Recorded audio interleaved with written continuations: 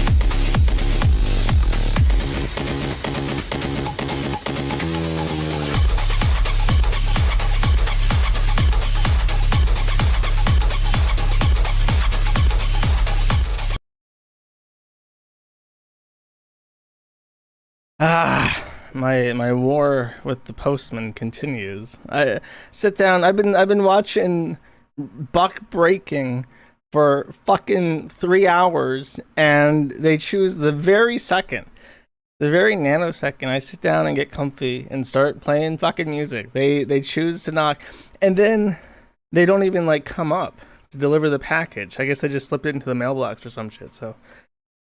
Whatever.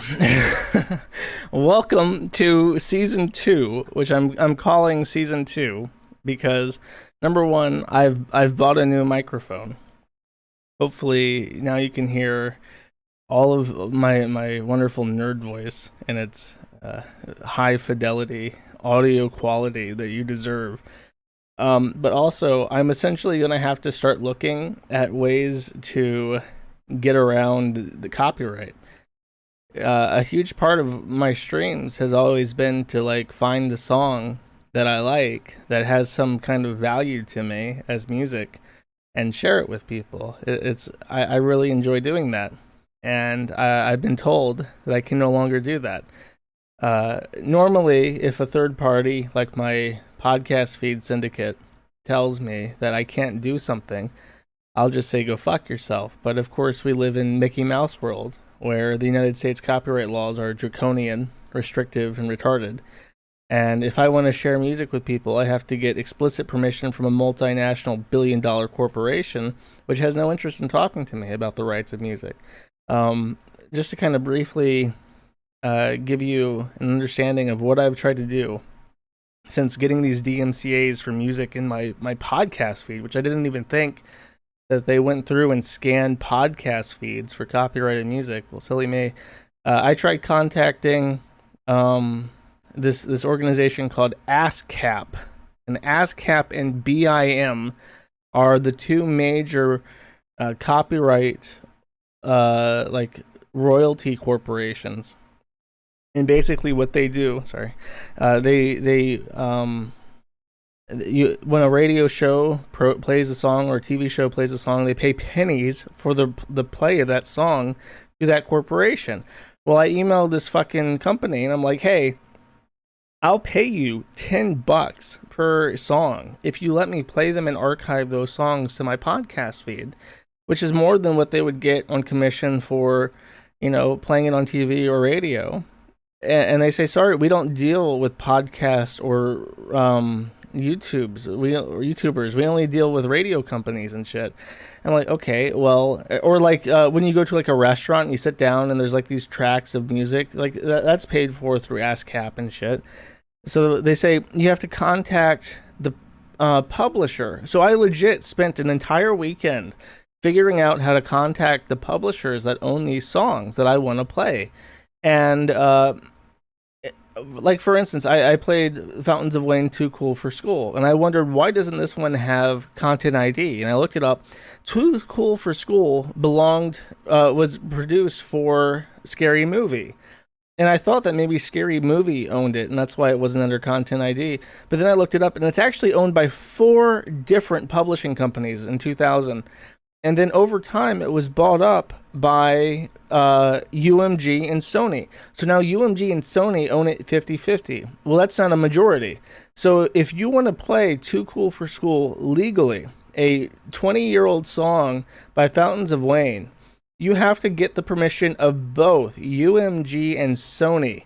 You have to get the permission of these 2 companies, and nobody else will lease it to you. So it's like, you legally cannot play that fucking song no matter what you want to do. And you can't even get permission. Because let's say, theoretically, UMG was like, oh, Fountains of Wayne, I love those guys. You can play that song anywhere you want. And then Sony has to also approve it. And Sony's like, what's the chance of Sony and UMG saying that you can play this song? Of course, they don't even respond to your fucking emails. You email the DMCA people and like, hey, I want to play this song. It means a lot to me. I want to play this song to people who listen to my podcast. They don't even fucking reply. Unless it's to say, like, beep, boop, I took down your fucking music. They don't even reply to you. And it's such bullshit. Like, they could actually make money if they had a way to purchase the rights. So, like, I do a YouTube show. 1,400 people tops listen to it, and then I archive it in my podcast feed. How much does that cost? And like, oh, that's $20. Like, people will actually buy the rights to play those songs for their YouTube videos and shit if they had ways to do it, but they have no interest in it. They only want to like coordinate with Google and ASCAP and sell it to Ruby Tuesdays so you can listen to the best pop songs from 2010 while eating your fucking salad at Ruby Tuesdays. That's like all they do. It's extremely frustrating. So I put out a feeler for like music that is made by like independent artists, and it's like, okay, if you have a SoundCloud and you can give me permission to play your song, I'll play it. Maybe I'll listen to it, and if I like it, I'll play it. And I've only gotten like a couple replies to stuff like that, and that was one of the songs from that guy's channel that I like. So I'll put a link to that, and I have permission to use it, so now I can legally use it. It's just very, very tiring and frustrating dealing with this shit. This is also copyrighted, but I'm feeling it right now, so I'm gonna play it. I hope you enjoy. Here it is. Reiner, you said the goo machine would work, but I got made fun of. That's because there is no goo, Mr. Cruz. You see, I learned something today. Throughout this whole ordeal, we've all wanted to show things that we weren't allowed to show. But it wasn't because of some magic goo. It was because of the magical power of threatening people with violence. That's obviously the only true power. If there's anything we've all learned, it's that terrorizing people works. That's right. Don't you see, Gingers? If you don't want to be made fun of anymore, all you need are guns and bombs to get people to stop. That's right, friends. All you need to do is instill fear and be willing to hurt people, and you can get whatever you want. The only true power is violence. Yeah. Thank you, UMG and Sony Corporation, for teaching me that power comes from the gun and the DMCA, and nothing else matters. Anyways, let's calm down and look at some plants before we get thrown into a van. Here we go. All right, so this, my friends, was the last update. As you could, this was the last update, by the way, before I repotted the banana peppers. So you can see the banana peppers are really fucking big for their pots now. The basil was just coming in. The mint and oregano was just sprouting. And the peas were excelling. So today, this is where we're at. I had to haul. I had to haul up. Well, I didn't have to haul it upstairs. I had elevators. But I had to haul 200 liters of horse shit into my apartment so that I could put these pots into the balcony and fill them with horse shit and then put my plants into those pots so that they can grow. It's a lot of work, actually. It's very free. And it's not like free banana. God fucking damn it. You people always do this shit to me. Did you remember to turn off Element? No, I did not. Fuck off, cocksucker. So basil looking good, not quite pesto ready yet, but it's looking good. The mint and oregano are growing, and I've repotted them in the old pots from the banana peppers. Banana peppers are fucking massive, by the way. You can see how big they are compared to their pots, and you can't see it, but on the tippy top of the banana peppers, you can see the flowers coming in, which means that I'm going to get banana peppers pretty soon. Peas are flowering first. And the dill was flowering, but I read up when I posted about it that you're not supposed to let dill flower, because once they flower, the plant will die because it's completed its reproductive cycle. So you just nip the flowers off the dill, and you can eat them. They're actually interesting to eat. They're like minty flavored. And so I'm hoping that they'll get bushier as they branch out. And the parsley is harvestable. I've already taken some of the leaves of parsley. The thyme, by the way, I haven't used yet, but the thyme smells fantastic. You can run your hand over the thyme and then pull it out, and you can like smell the thyme on your hand. And it's really cool. Oh, and one more thing. This is just 1 week apart, but you can see that the peas have grown like massively. They've already conquered that second rung of the metal lattice, and they're just really fucking big. And I'm gonna get some peas, and they're gonna be my peas. Nobody can tell me, like, it's not like a song. You can't. UMG is not gonna show up on my balcony and be like, "Hey, you can't eat those peas. Those are actually our peas."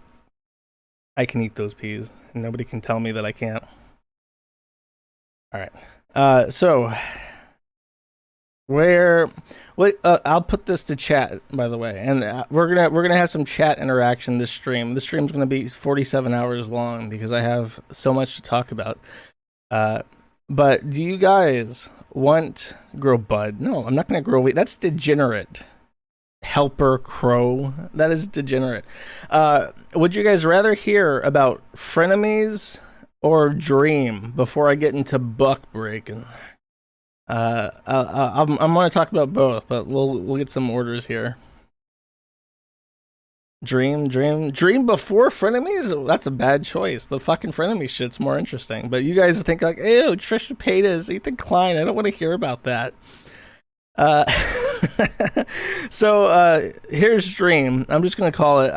I'm when there's big stuff like this, I'm always hesitant to say like this is actually the affirmative Kiwi Farms position. We've doxed this guy, but I'm very sure that guy on the left is dream at this point. And the reason why is that this picture comes for the guy in the back. I think is or the guy on the right.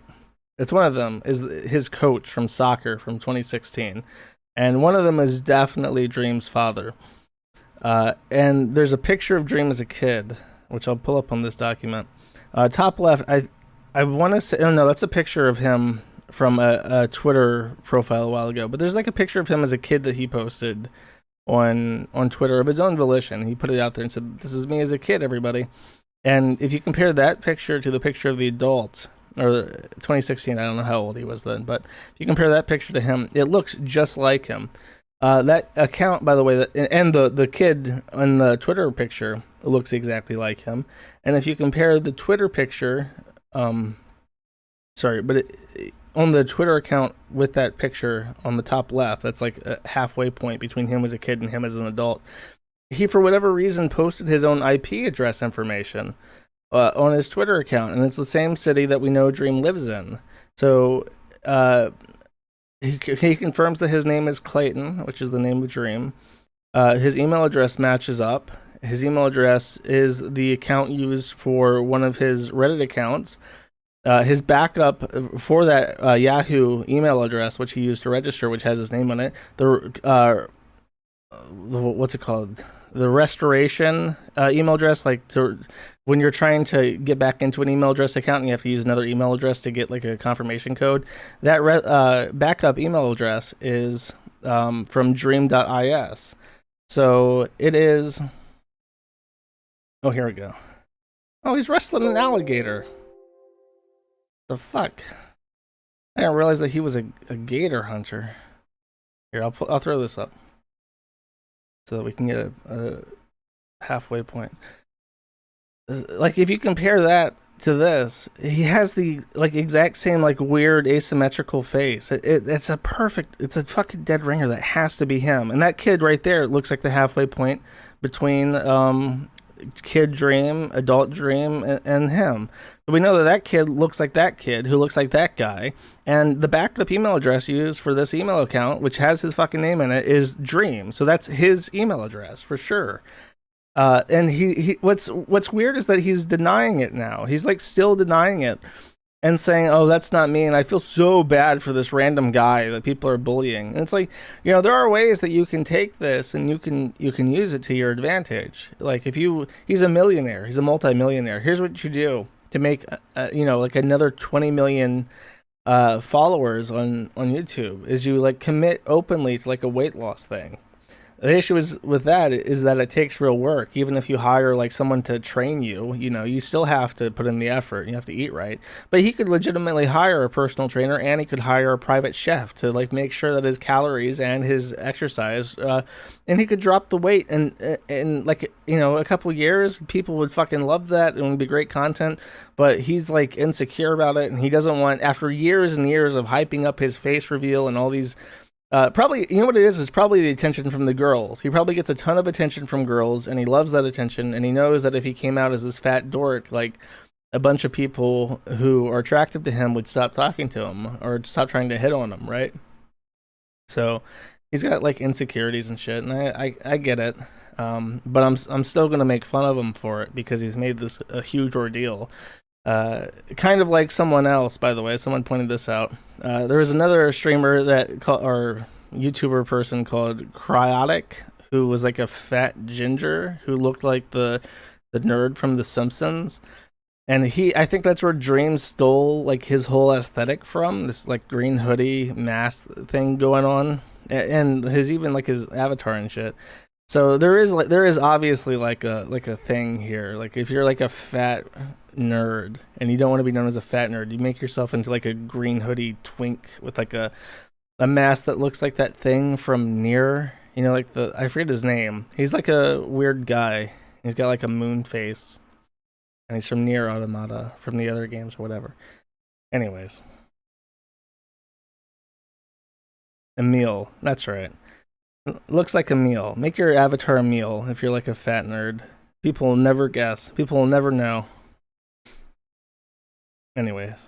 Okay. Frenemies. Let's get into the story for this. I told my fan zone some time ago that, I guess before I get into frenemies, I should mention that the forum has been under siege and under lockdown. Well, not under lockdown, but we've had a massive influx of both traffic and users from like children. This guy's trying to get me into trouble. I know what he's doing. Don't spam his email address in chat. But what is it? So all these people come over from Twitter, and they're like kids, and they're just like shitting up the Dream thread.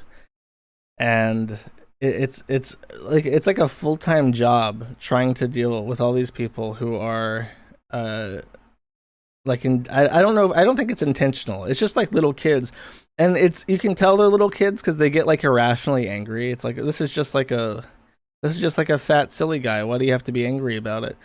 But then they're like super emotionally invested. Like, oh, he's a piece of shit. He lied to his fans. He's catfishing people. And it's like, no, not really. He's just a fat guy. Like, calm down. You don't have to be upset.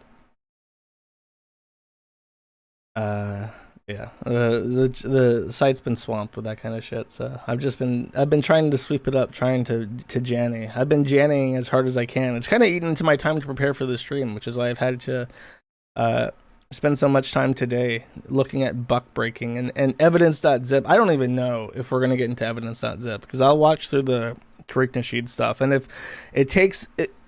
If the stream is longer than 2 hours by the time I finish getting through buck breaking, I'm going to have to push Evidence.zip to Saturday, because Evidence.zip is already fucking long. It's going to be so much effort to get through all of this.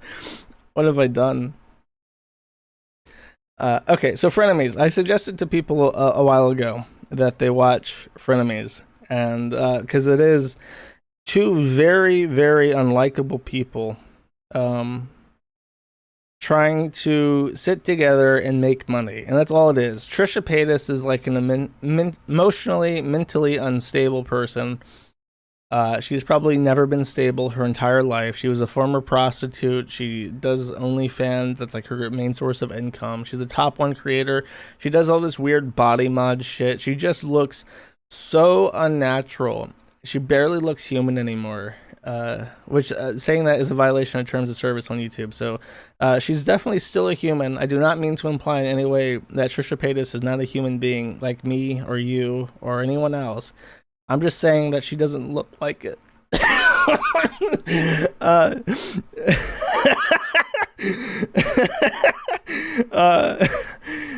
So sitting next to her is Ethan Klein, and Ethan Klein is the slimiest fucker who has ever lived.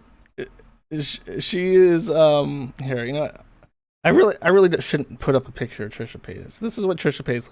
And the thing with Trisha and her look is that she is like,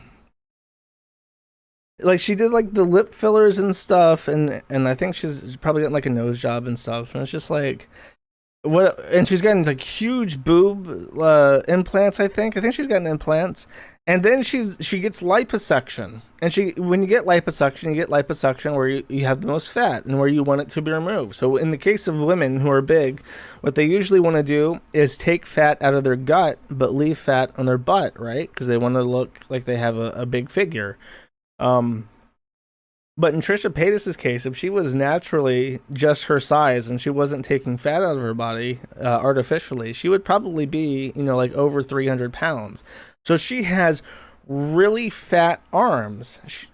And it's really obvious that she has liposuction, because on certain places you can take fat, she's thinner. But on her arms, she's just got like big, meaty ham hocks. So she's just super unnatural looking is what I mean. You can obviously tell that LA has dug its nails into Trisha Paytas, and she is more LA than human at this point. Meanwhile, Ethan Klein is LA. It's not like LA's impressing itself into Ethan Klein. Ethan Klein is the very fabric of slime that makes up LA, if you know what I mean. And he is there. He is there unapologetically to make money. And when he's on the podcast, Trisha Paytas talks about how she's so generous, and sometimes she lets people get away with whatever, and she sends money to fans and buys stuff for them and just gives stuff out for free. And every time Trisha mentions this, Ethan Klein goes, "Don't do that. Don't do that. Don't give money out. Don't give money out. Don't tell people you give money out either. Don't do that." Very seriously, like whatever like easygoing cadence he has before the minute money is brought up, he's just like, no, you gotta save your money. You don't waste it like that. It's super funny. So he unintentionally over the show lets on that he's kind of a fucking dickhead all the time, and he's only tolerable next to Trisha Paytas. That is the only way that you can put up with Ethan Klein, and you can only put up with Trisha Paytas when Ethan Klein is sitting next to her, making fun of her in a way that she can't really understand. And then when it comes time to virtue signal, they both virtue signal about gay shit and LGBT, BIPOC, whatever the fuck. And the only time that Ethan Klein ever really seriously gets offended or acts offended in any way, like in a genuine sense, is Trisha Paytas obviously has a really big Jew fetish, because she's marrying Hila, who is Ethan Klein's wife. Her brother is named Moses, unironically, and he's fascinated with water, unironically. And she's marrying Moses, and she has to convert to Judaism to have a Jewish wedding. So she's like a low IQ, 80 IQ narcissistic personality type who is trying to adopt a Jewish faith. And her interest in Judaism deeply offends Ethan Klein at times.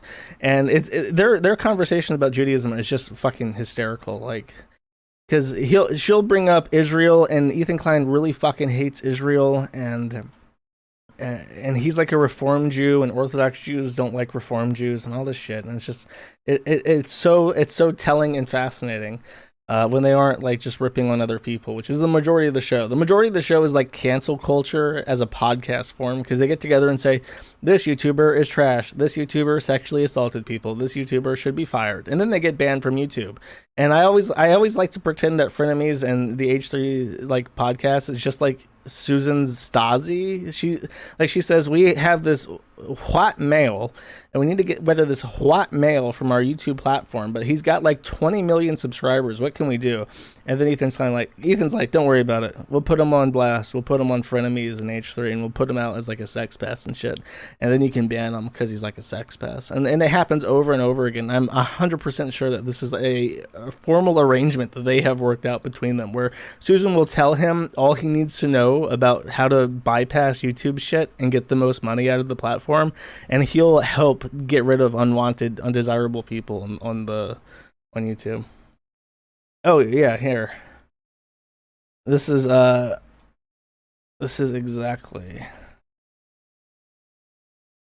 It's not even like a conspiracy. Like, this is obviously what's happening. That's Hila on the right, that's Ethan on the left, and that's Susan Wojcicki in the middle with them. Just on the H3 podcast set, it's like 100%. She'll just text Ethan and be like, hey, we got to get rid of this guy. He sucks. And then they do.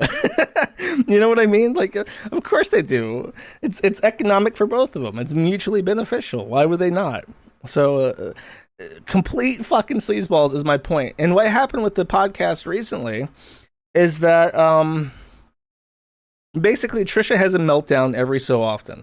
She gets upset over something that somebody said, and she goes into a like a spiral, and then Ethan tries to warm her up and says, like, don't worry about it, we're all here for you, we love you, Trisha, you're so precious to us. And she's like, oh, okay. And then she comes back on and they make fun of her again for another episode, and he's been getting better at like tard wrangling her. But this last episode, something happened, and I think it might even be like a real breaking point. People speculate that it's all for attention, and it might be. I could be getting played by this and talking about a podcast. Like, unironically, check out Ethan Klein's latest podcast. You'll love it. You won't believe what he says.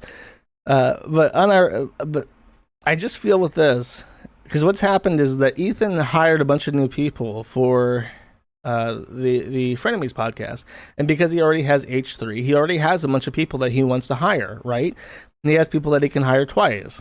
And the thing is that they apparently the whole Frenemies thing, despite how much fucking money it makes, it's all ran by Ethan. They're supposed to be 50-50 on it, but I don't think there's an LLC. I don't think there's like a bank account between them. I don't think that there's a contract. I think they said on stage that there's no contract between them.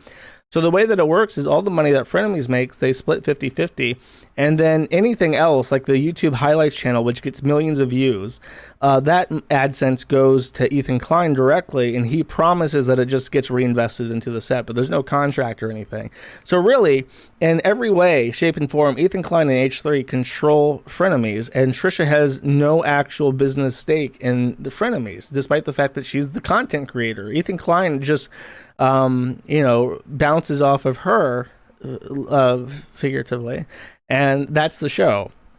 So what happened is, after Ethan hired these people, and I think some of them make fun of her, like mean, and she doesn't like that, and she's like, they have like a sense of humor that offends her because it's at her expense, and she says, Ethan, like, I don't like the way the staff talks about me.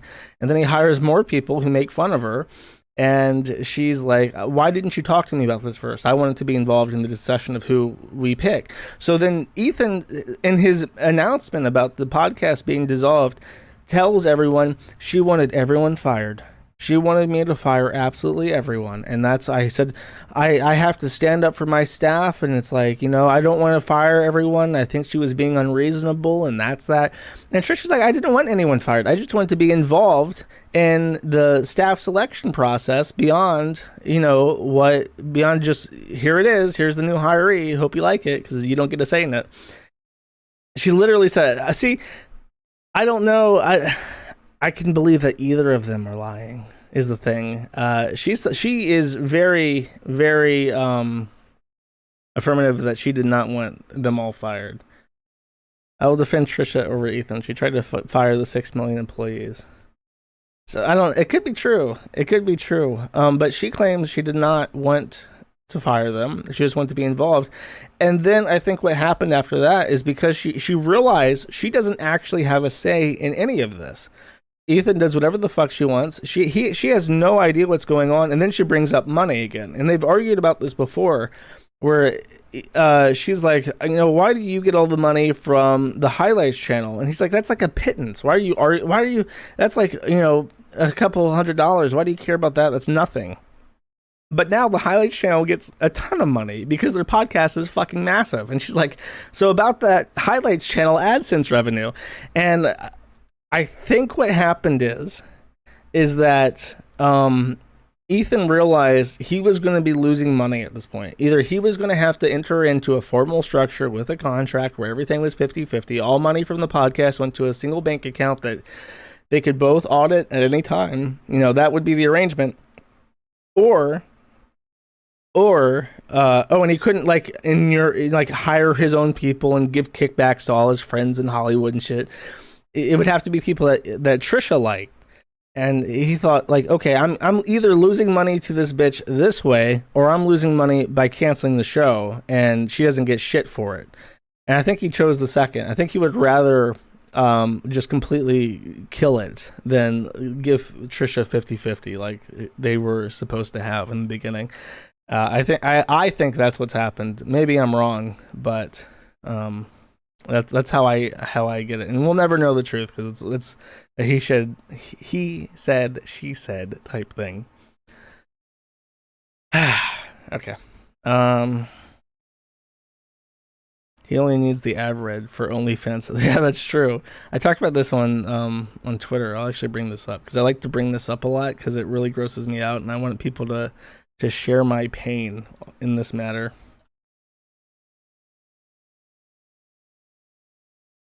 Here. So this is what's her face? This is Gila. This is Ethan's wife. And this is how she looks normally. She's with her kid. That's the mother of Ethan Klein's child. And then Ethan Klein had the episode with Bella Delphine, and he openly follows like Instagram thoughts and OnlyFans thoughts on his Twitter account, and like openly hits on them in the podcast in front of Gila. Who is the mother of his child. So now Gila is having this existential meltdown and is dressing like an OnlyFans thought. Why did I do that? Is dressing like an OnlyFans thought with bright pink hair. Like she's trying to look like that picture for the album art of E-Girls by Negative XP. Like she's just trying to fit that fucking mold. And it's like you're like a 40-year-old woman who's now a mother with a child, 2 children on the way. Like, why are you doing this to yourself? And the answer is because Ethan Klein is a coomer, and his wife is now insecure because he masturbates to Bella Delphine.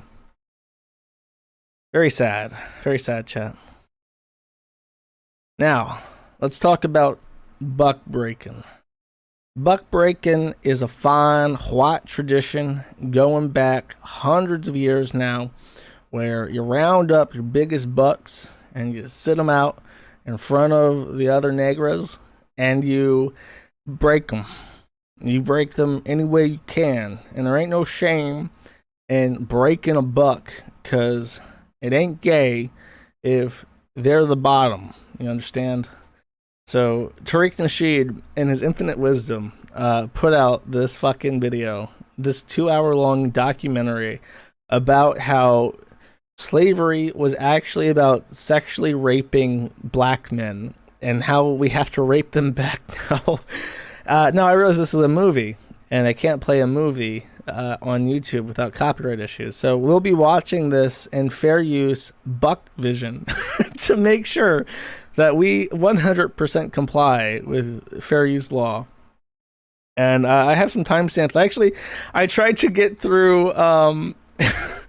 I tried to get through as much as I could. I've watched this movie twice now, but I was still listening to Evidence.zip at some point, and I was like, okay, I have to hand this off to someone like NASA. I can't do it anymore. I can't break any more bucks. And they're like, no, chat's like, nah, boy, you got to break all of them bucks. And I was like, no, let someone else do it. So I handed it off to someone, and I said, okay, look, can you please timestamp this for me, the second half of buck breaking? I can't watch anymore. I've got other shit to do. So I'll let you know when I'm in the realm of other timestamps, when I've gone out of my own notes. I think, this movie's very funny. The funny bits are in the front, so we'll watch the first 5 minutes or so with little pause.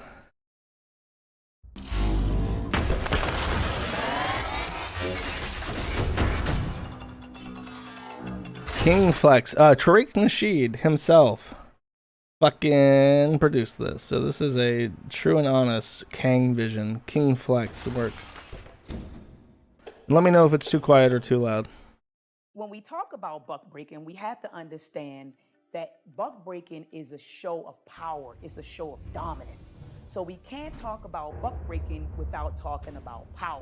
The dominant society Too quiet? spend a lot of money and resources pushing different types of agendas to black society because they how's try this? to confuse us sexually, and if they can confuse you sexually, as our brother Neely Fuller said, they can confuse you in any other type of way. When we look at the domination of black people by the dominant society, what we are in essence seeing is that this society wants to ensure that we are not able to actually mete out that thing that makes humans exist.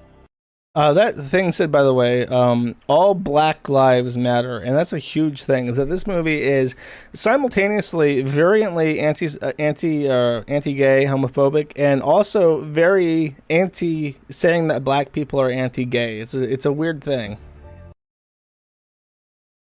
Exist, and that is creating families and procreating. See, psychologically, when we're So that's the other thing is white people are destroying the black family. talking about the sexualizing of our people, primarily from the dominant society of the system of white supremacy, it had to be established in a very impinging way from the mental state, meaning everything that was done had to have a sexual undertone. Most of the time, it was mostly direct. So you had to enforce a level of dominance sexually in order to destroy the mind and the spirit simultaneously. So it was always, everything that I do, I'm going to reinforce it sexually.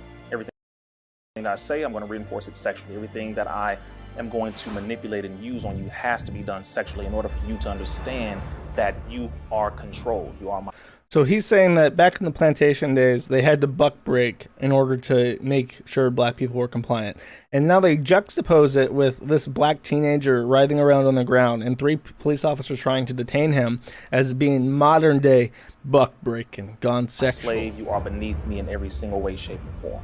This whole notion that masculinity is somehow toxic and detrimental to society is nothing but an attempt to emasculate black malehood. When you take away someone's right to deny sex, your sex acts that go beyond norm, then you violated the human being space of that person. It's clearly an agenda. If you have 2 eyes in your head and you're able to see, you can see that it's an agenda, and it's... So that title card, we can teach black history and LGBTQ history at the same time. In fact, we should. They're saying that is a active agenda by a globalist conspiracy to break this the black identity, which is the entire thing tiptoes this realization, and they never do. They just continue to hate white people the entire time. An agenda to decrease our population. See, LGBTQ is like a political party, like the Democrats or the Republicans. So if you're black, that doesn't necessarily mean you're going to be a Democrat. You could be an independent or a Republican. It's always been about destroying the black family. The family's the foundation of a people. You can't mistreat people if they're unified, you need division, you need all sorts of pathological behavior and conduct. See, they're first order beings on this planet. People like us, we're first orders. Why? Because we don't need anybody else's energies except our own. This guy is whiter than me.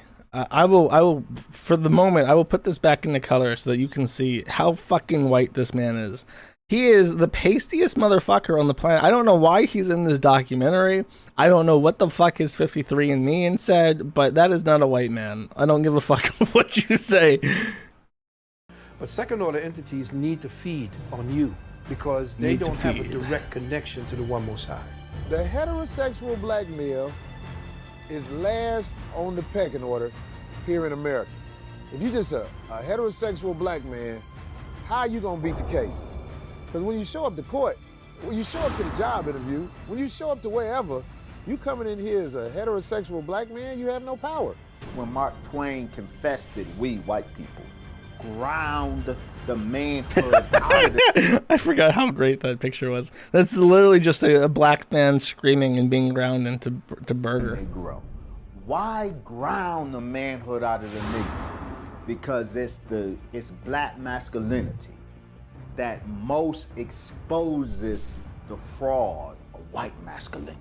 We as the progenitors of culture, the ones who are the fathers and mothers of civilizations, who taught all people, who people look to It's an ugly for woman. social cues, whether they want to realize it or not. I think they feel if they can get us to adapt to it, they can get everybody to adapt to it. If anybody should have a problem with European males, Did you hear that, by the way? That black people invented culture. Nobody else had any culture before black people. And that's not like a passing statement. They get into that. it should be the European female. Because everything the European male has ever learned to do to us, he first practiced on his own woman. We need resources in education, we need resources in labor, we need resources in politics, we need resources in medical, we need resources in so many things, but they ignore that and they put millions and even billions of dollars to tell us that you need to really embrace your LBGT side. So these people have an agenda and it's up to us to understand what the agenda is.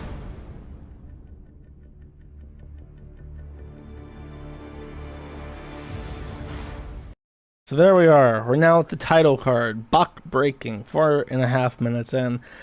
We've been faced with a lot. LGBTQ is a conspiracy against blackdom, which I think we all kind of felt like that was going to come. When they started adding, like, everyone says as a joke, like they're adding black to the gay flag, as if being black is inherently being gay. And then they take that and they're like, why are they implying that black people are all gay? Like, what the fuck? And Tariq Nasheed and the rest of the people in this movie are so close. They are one little realization away from completely switching gears. But throughout the entire thing, it's just like, yeah, Whitey's the fucking devil. They blame feminism. They blame...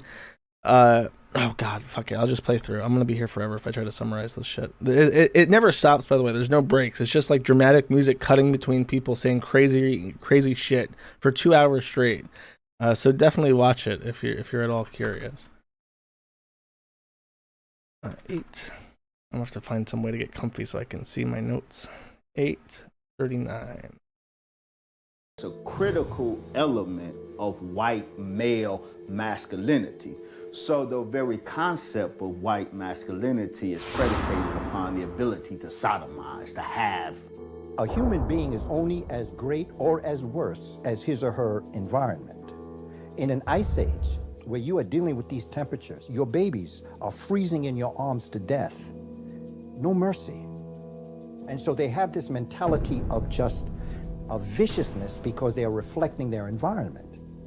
And so when the ice ages began to melt, give or take about maybe 5,000, 7,000 years ago, they came back across the mountains. And when they came back across the mountains, they brought that mentality with them. When you're in the ice, you're not really thinking about healthy relationships. And quite frankly, when the urge hits you, any hole will do. Heterosexual sex for the white man the only purpose of that is procreation.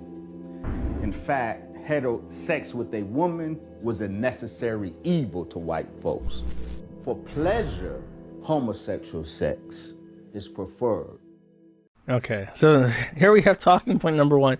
They evolved from Neanderthals and shit, and they only fuck each other because procreation is a strictly, like, 1984, you only do it to procreate type thing, right? All whiteness is about having sex with other men.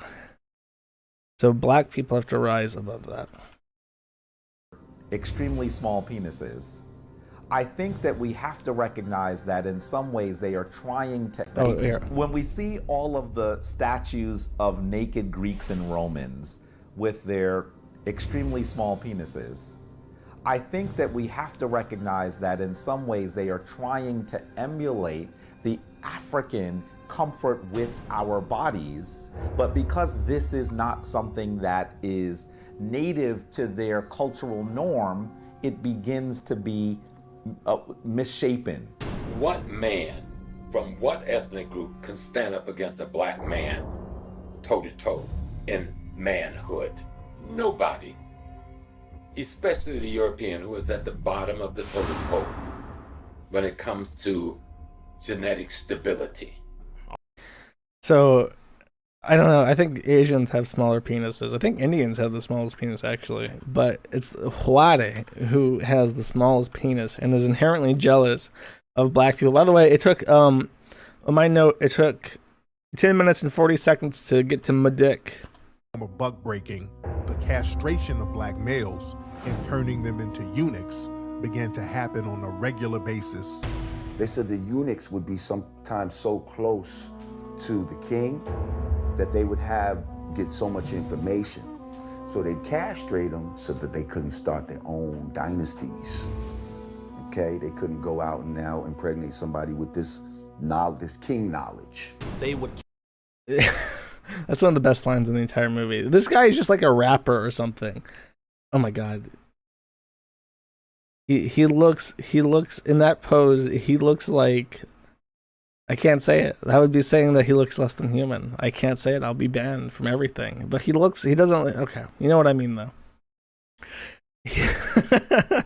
Okay, what was I saying? King shit. So you impregnate a woman as a black man, you are passing on genetic king knowledge, genetic king shit. Only the black men have king knowledge. Nobody else. Which is why black people historically have always been in positions of power. Square. When the Pope opens the shades to his window, he looks out at the structure that is often called the obelisk today. We should know that the obelisk is the symbol of the Tsar's erect penis. So that while they're okay, that whole point, I just want to show you that bit, but his removing penises, the Pope looks out at a large black penis every morning when he opens his shades. The irony cannot be lost. Their point was that the Catholic Church is like a pedophile gay society, so they literally have erected a giant black cock in the Vatican City for the Pope to admire every day. And there's a book about his diaries and his life where he sent a letter to another slave owner, Thomas Withers, and they were having a gay relationship with each other. And Hammond was a known pedophile at the time. He molested some of his own nieces. So we know some of the things that he was doing to the black people, especially the black men on those plantations. It was continually a process of making sure that there was no energy to do anything against me. You're not going to want to fight me. Why? Because I just destroyed. I think I got the wrong timestamp. I want to say this guy. No, that's not the timestamp. Basically, but what's weird about that is that he's saying like this guy raped his nieces and then also black men. That is a weird taste. Like, okay, there are pedophiles who want to molest children, and then there's also like gay rapists who want to fuck black men, like Jeffrey Dahmer. But there's not really like an intersection between pedophile interested in little girls and pedophile or Jeffrey Dahmer types who want to like rape black men. That's a very unique type of person, which I don't think actually exists. She kicks him out of the bed, and as he attempts to get back in this story, law. That was not something with law. African man. African man. Law. There's one very familiar story of an enslaved African woman who says that she is married to an enslaved African man. And as she is married to him, she tells the story of him climbing in her bed. And she's prepared for him. She kicks him out of the bed. And as he attempts to get back in the bed, she grabs the poker and slams it into his head. Often that story of this man whose name is Rufus is told as if he is a sexual exploiter, as if he's a rapist. But we need to think more deeply about how the system controlled Black sexuality, how it undermined Black womanhood, and even really undermined Black manhood. He did not marry her out of choice. This was part of the crude slave breeding system. He was being forced to engage in relationships with this woman. That's weird. That whole story about how actually this guy is not a rapist. He's just a breeding black bull at the cost of the white man. They had to wear dresses. They would put everybody in dress. Recognized the black boys and girls were all treated interchangeably. And a lot of the black males, when they were children, they said that they had to wear dresses. They would put everybody in dresses. And that was a way to degender and to dehumanize a group of people. If you don't look at them as a gender or what their gender is, and you just make them interchangeable, you can dehumanize them to a certain degree. And that was a very common thing during slavery, the degendering of black people. But what's weird about that is I just feel like, you know, if you're farming and you have slaves, you're using them as like livestock, right? So you're just trying to cut costs, but you need them to have clothes. So it's like if you have hand-me-downs from other kids or from your own kids, it's like, okay, who cares if this black boy is wearing, you know, my oldest daughter's old dress? As long as he has something to wear to be modest. I feel like they're reading a little bit more deeply into this than they should. It's just an article of clothing. It's not like they And he was a black man. Peter Sawale was another black man who was buck-broken during the antebellum slavery time period. He was up in New York, and he was a black man who would cross-dress, put on women's clothing, women's wigs, and he would prostitute himself, and he would also get white males and take them in alleys and finesse them and pickpocket them.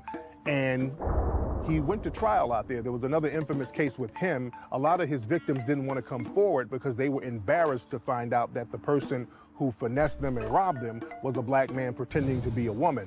The media at the time gave him the nickname Beefsteak Pete because he had male genitalia and he was pretending to be a woman. The whitenized version of the black people have had a drag transgender type thing for a long time, like a long fucking time. This weird thing about how Beefsteak Pete is like the byproduct of like white rape is ridiculous.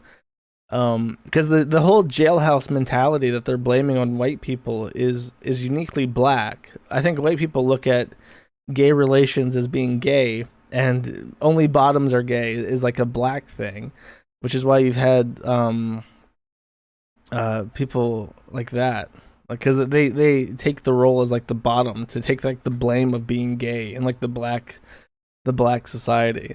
Beefsteak Pete, that is a funny story though, because you have this black guy who's out there like seducing like white men, and then he's stealing their shit, and they can't report him because they're so embarrassed that they got trapped by this beefsteak motherfucker. They can't even like put charges on him. That's pretty great. Okay. Christianity that they had been taught, and it was pretending to be a woman. The whitenized version of Christianity that they had been taught, and incidentally, religion was used as a process of buck breaking because it was used to basically make us more docile and more submissive. They would basically cherry pick scriptures and feed them to you. They would create a slave Bible that took out any references to justice and to freedom. And they would have these preachers go and preach messages about slaves being obedient to your masters, obeying masters. That's how Nat Turner started out. If you go to the Bible Museum, I think actually that that is true. I've also heard that they gave out like different Bibles to slaves. I'm not sure why I included that. I guess I just liked. I thought that was interesting. As white male slave masters, and they were jailed. Two wings on the same bird. At some point, you had just as many white female slave masters as white male slave masters, and they were just as brutal as them. You know, some of the males on the plantations, they were raped by white female masters. And I know some people might think that that's odd to hear that a man got raped. But, you know, it was unconsensual sex, so it was rape. And so that's a part of buck breaking as well. Right now, we are... So black men never wanted to have sex with white women because white women are gross. Only black women have true natural king, queen beauty and vitality. So even the white slave masters forced black men to pleasure them, a sick and cruel thing to do. Slave owner out of the city because of the cruelty to the enslaved black people. But this mansion, people still say this is one of the most haunted houses in New Orleans, and many people for years did not want to own this mansion. Feminism wouldn't exist were it not for black men. Okay, Frederick Douglass, Martin Delany, it was black men who were angry that their mothers were raped by the master, beat by the master, separated from their kids. It was black men who were demanding fair treatment for women. And they gave power to those old white lesbians and the horses and buggies and so forth, because the raping continues in the new plantations. Child and Family Services, public schools, the weaponized, depraved black church. Yeah, I said it just like that. And prisons, the raping of... I like that because they had to find stock footage of like prison rape, and all they could find is this black guy about to rape like this white boy twink. They couldn't even find the stock footage to put this in, and they didn't. I guess they didn't want to reenact it themselves. They couldn't like hey, they went to their friends like, hey, do you want to be the rape victim in this skit that we're gonna do for our documentary? And they're like, no, we don't. So they just went with it. Black men continues, or for that matter, the music business or the military. I mean, most people aren't aware Jeffrey Dahmer was raping black men long before he got an honorable discharge, raping black men in the U.S. military. This is the reason why you could draw a straight line from the image of the... This is great. This is one of the funniest fucking things because it's funny to me because it kind of sounds... This is the most believable conspiracy that he brings up. Coming from the antebellum propaganda directly to images that you see on television today, that you can draw... Not this part. Get out of my way, thought. Where's the... Oh, is that coming up? Yes, it is. Sorry. Never mind. Ignore that. I didn't say that was true. It's another thing that's coming up. It's 2 timestamps down. Okay. Sorry, I'm in the area where I had to get help. Also symbolic castrations. There were all... As lynchings and castrations became commonplace, there were also symbolic castrations of black people as well, particularly when it came to cutting and controlling black hair. Well, from our very first contact with European and Arab slave catchers and masters, they would see our most ornate hairstyles, and one of the first things that they did to their new human cargo was to shave their hair, so disconnecting them from African culture and the adornment. The hair is the symbol of your essence. It is your essence that frightens them. That wearing that hair certain ways says that you are aware of your essence. You are aware of your strength. You are aware of your beingness. And he has done everything in his power to destroy your consciousness of yourself. Okay, he goes on. He goes on for 30 seconds straight about how they took our hair, and hair is spiritual power and essence. This motherfucker is bald as shit. You could fucking shine that scalp to a polish, and he's talking about the majesty of black hair. Like, motherfucker, where's your hair at? Game represent game, motherfucker. Where's your hair? Consciousness of yourself. Okay. Slavery is not so much physical as it is mental, you know? So by telling us that having locks or having our hair in an afro or in its natural state is unprofessional, this is now a mental slavery that is taking place. There have been so many laws in the United States that actually regulate Black women's hair and appearance. So even like the Tignon laws in Louisiana, where it was actually illegal for Black women to show their hair in public. Some say because the hair was seen as so ugly and unattractive that it needed to be covered up, but most say it was a way to prevent white men from being attracted to the beauty of Black women. But considering that Black women had to wear head wraps, and we could create the most Erykah Badu style, that it was still attracting white men's attention, and white women could not mimic that head wrap style. And so that it actually became a threat because the white men were more interested in the Black women in Louisiana than the white women. I only know of one person attracted to Black women, and that is Marvin, and he's fucking weird. I think he might even be Jewish, and he's the guy, man in the pickle suit from the Christian trolling days. He likes the darkies. And I legitimately cannot name another person who is attracted to Black women. So this is cope, seethe, and weave, I guess. Here in Louisiana, during slavery, on plantations just like this, you know, the French was dominating this area. And whenever there were Black people who ran away from the I am Israel, Nick Coleman. Oh, two more people. Okay. You fuckers, I got my eye on you now. They would get branded. And the brand would be a logo of the French heraldry. It's the fleur de lis. And they would get branded on their shoulder. Or this is the funniest shit. On their cheek with this fleur de lis logo. This is true. This is the truth. That's right. What's interesting about this logo, now today, this same logo is the logo for the New Orleans Saints football team. So a football team dominated by Black people playing today are walking around with logos of runaway slaves. And it's so ironic that so much of the brutality meted out. Sorry, I really thought that was funny, and I was like, yeah, that's about right. I mean, fuck that. The more nasty, the more disgusting, the more immoral you can get, the more enticing and attractive it is. They even choke themselves while they're masturbating, while they're being, involving themselves in sex, because they believe that that increases the strength of the orgasm. So that symbolically is something that they were looking at when they were lynching Black men. They would lynch us because that choking is something so they could see his power leaving his body, but they would get somewhat of this erotic type of orgasmic feeling about it. When we talk about So according to him, lynching was the ultimate coom. You don't understand true cooming until you're lynching Black men. The white LGBT community trying to make comparisons to their struggle and Black struggle.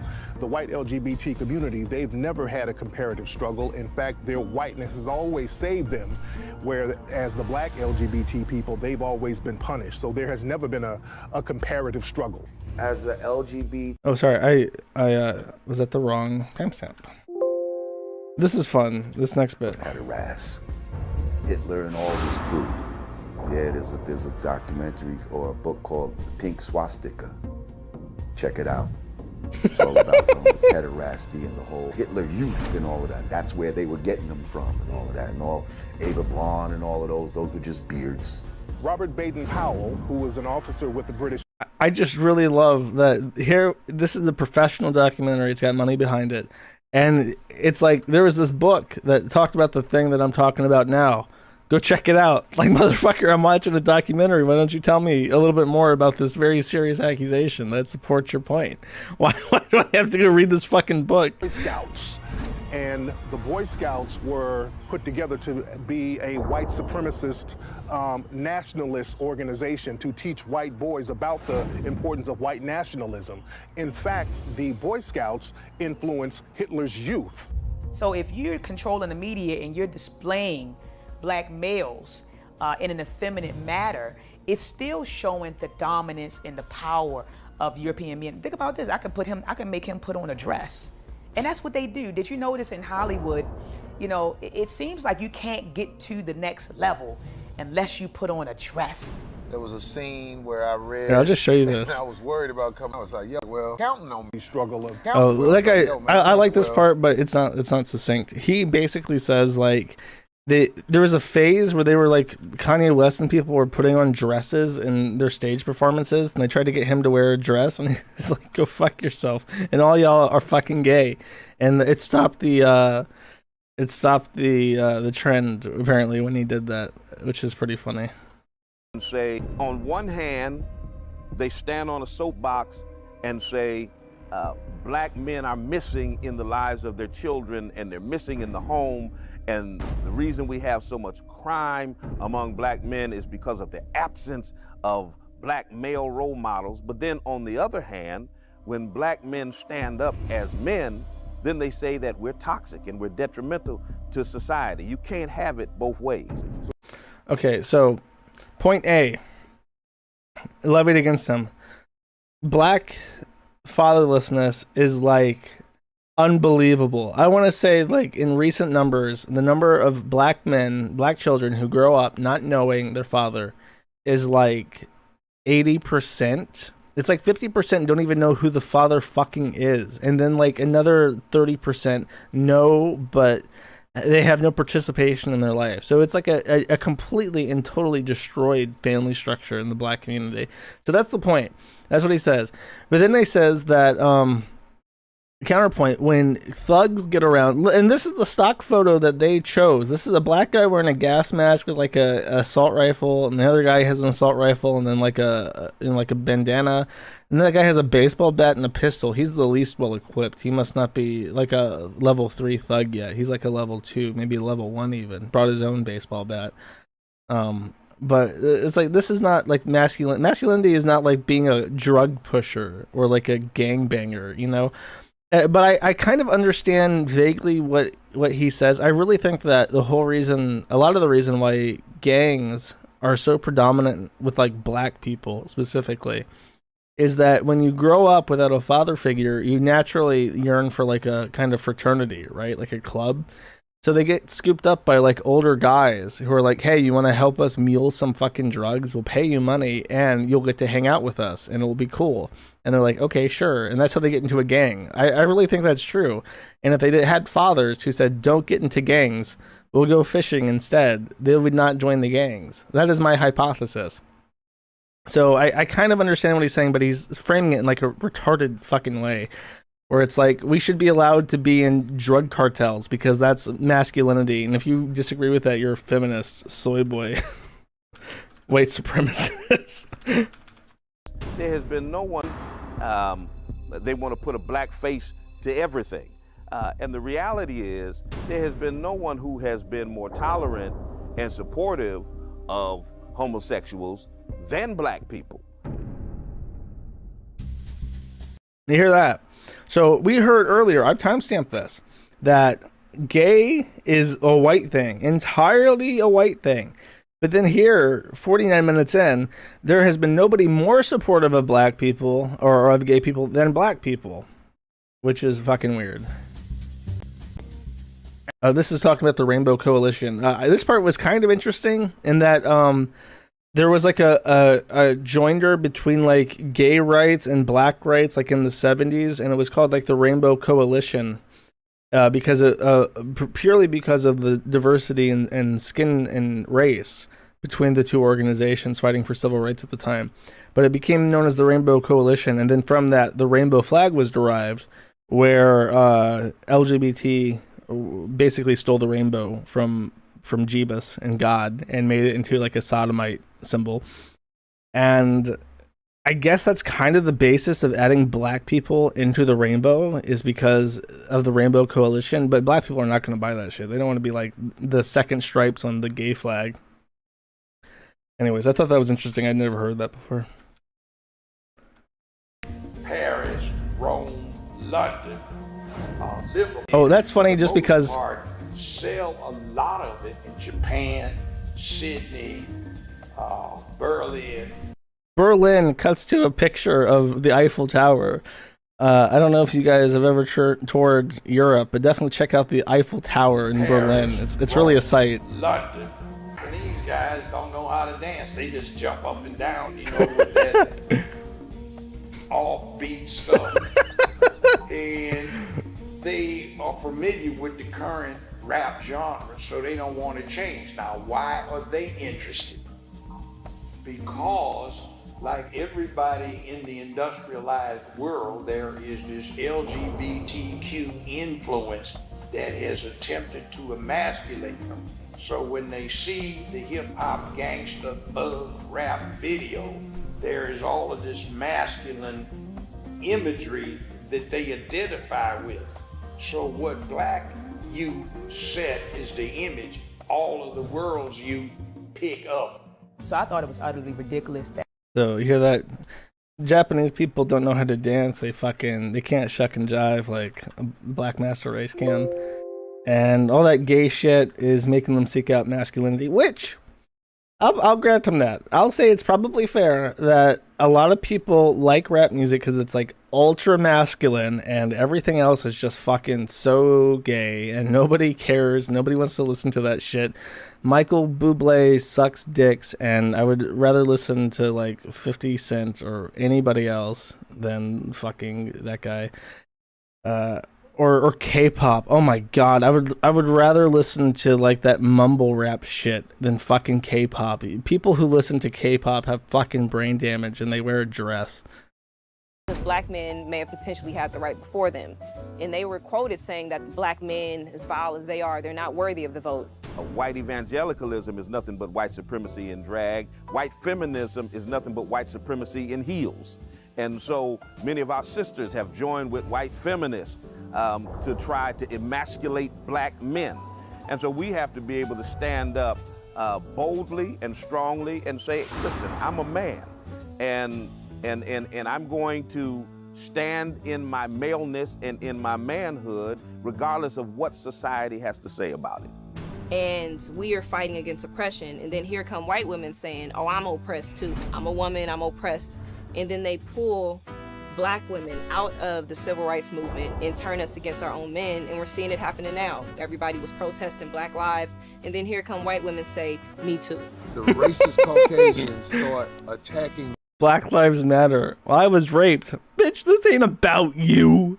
This ain't a George Floyd took the knee for our sins, and you're coming out here saying you got fucking diddled at work by your boss. Bitch, I don't give a fuck about that. We out here for George Floyd. Unless your name is George Floyd, unless your skin is black, you can kindly fuck off. That's great shit. Argue, infight, please. Be less effective at ruining everything. We really had in the 50s, condoms, abstinence, you know what I mean? Women had over 5 different forms of birth control and 30 different, manifestations, and that didn't even include abortion. So she had complete control of her body and her reproductive system and could actually terminate a pregnancy before, during, or after the Sex Act. We're still talking about pulling out. You know what I mean? That alone kind of offset things, and then we have to also look at the impact of no-fault divorce. So if just having sex means that she has complete control of the reproductive process, and family court means that whatever the court determines you have to pay, whether you can afford it or not, is imposed upon you by this, this apparatus, this court apparatus.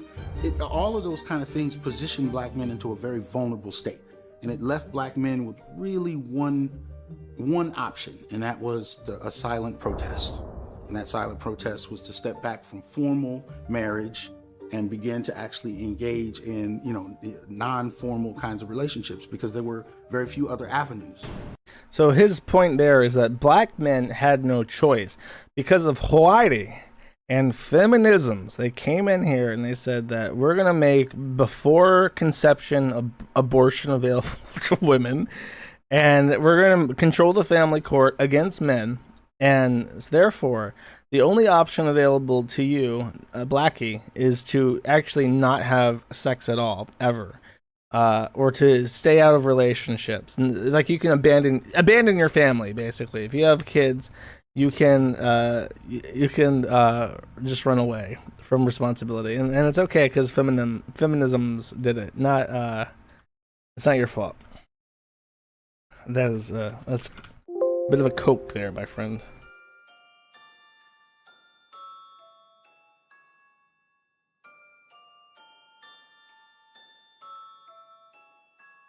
The white supremacist elite are becoming more sophisticated with their buck-breaking techniques.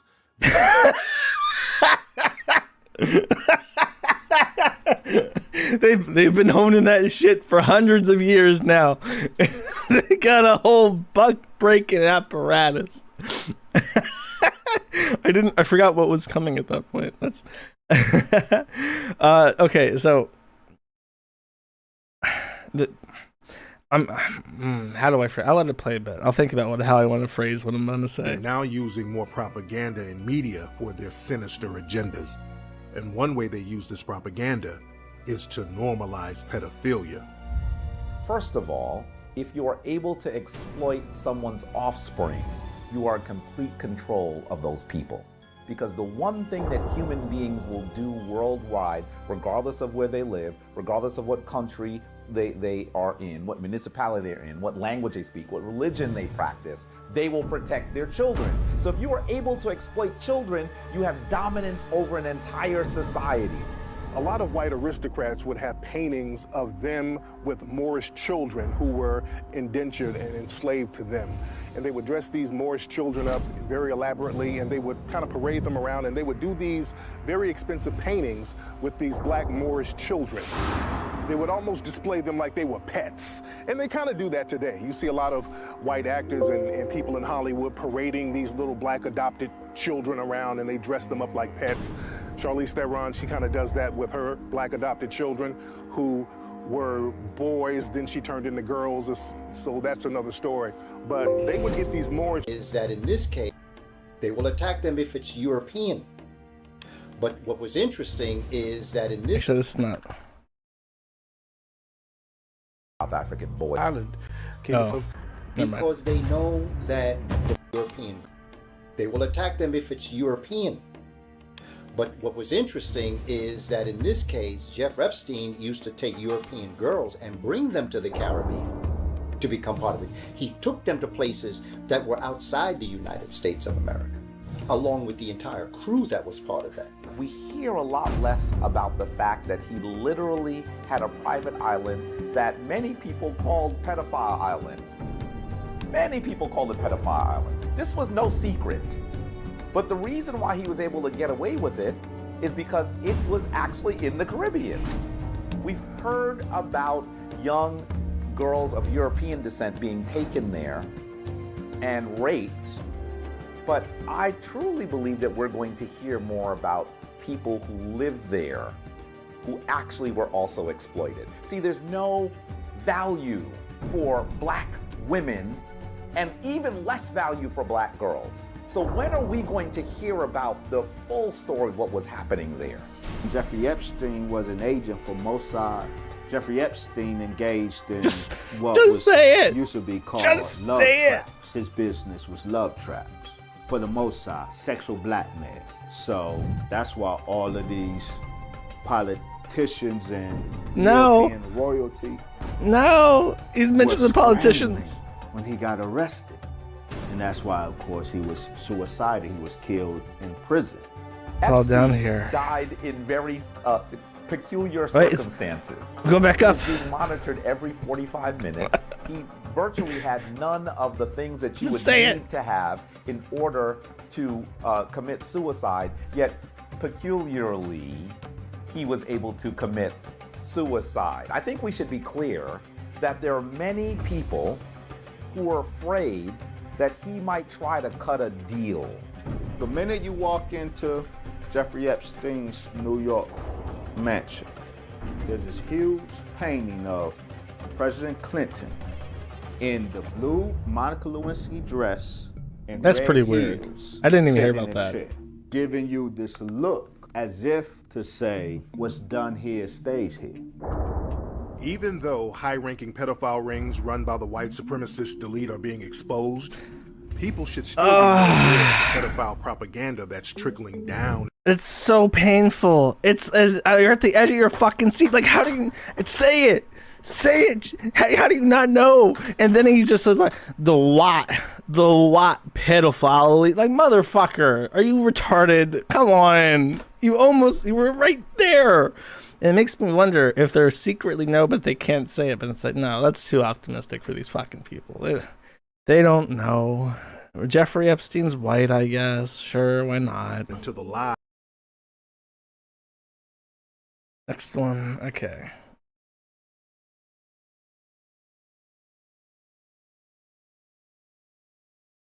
Have trouble reproducing. So because we have so few black folk in the hood that are men, it's fairly easy to get to Tariq's wife is Jewish? His wife's mother is Jewish? What? Tariq Nasheed wife. Peanut Nasheed. That's an awful name. Holy fuck.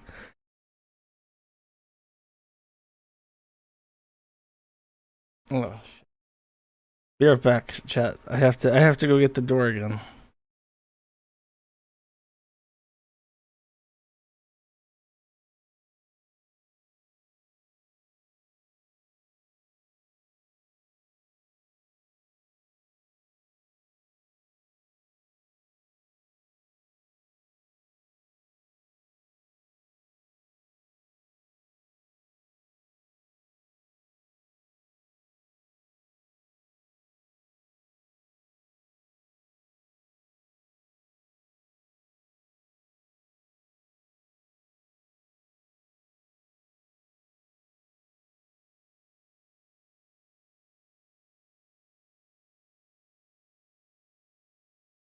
I have found no evidence that Tariq Nasheed's wife is Jewish. I have no reason to believe that he has privileged information here. Let us continue with this podcast.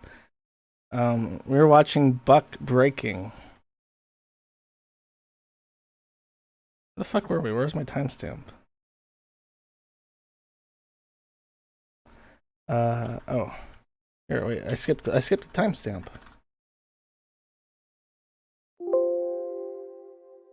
Pedophiles actually prey on the powerless. And in most societies around the world, the most powerless are the Africans. Because of the remnants, because of the reality of the transatlantic enslavement trade, and the continuing systems of white supremacy that are still working and are still alive and well. So that when we see people who are powerless, we're going to see ripe conditions for sexual abuse. So he's saying that we need to protect black people because they're powerless as opposed to the children. Have trouble reproducing. So because we have... Oh, wait. So it's not just that we reproduce faster, stronger offspring. They have trouble reproducing. So because we have so few black folk in the hood that are men, it's fairly easy to get to them and condition them to negativity. See, the thug, typical hood rat thug, is a lesbian in a boy's body. Lesbians and the hood rat are raised like girls. That's another weird thing. It's like, okay, so being a thug is like being an ultimate expression of masculinity that Whitey has to suppress, but then also being a thug is being a lesbian in a boy's body. So this is like the second time that the film just outright contradicts itself in what it's trying to say, which is a shock to me. I thought this movie would be completely consistent, but I guess not. So the surplus humans are no longer necessary, and the plan is to get rid of at least 5 billion people.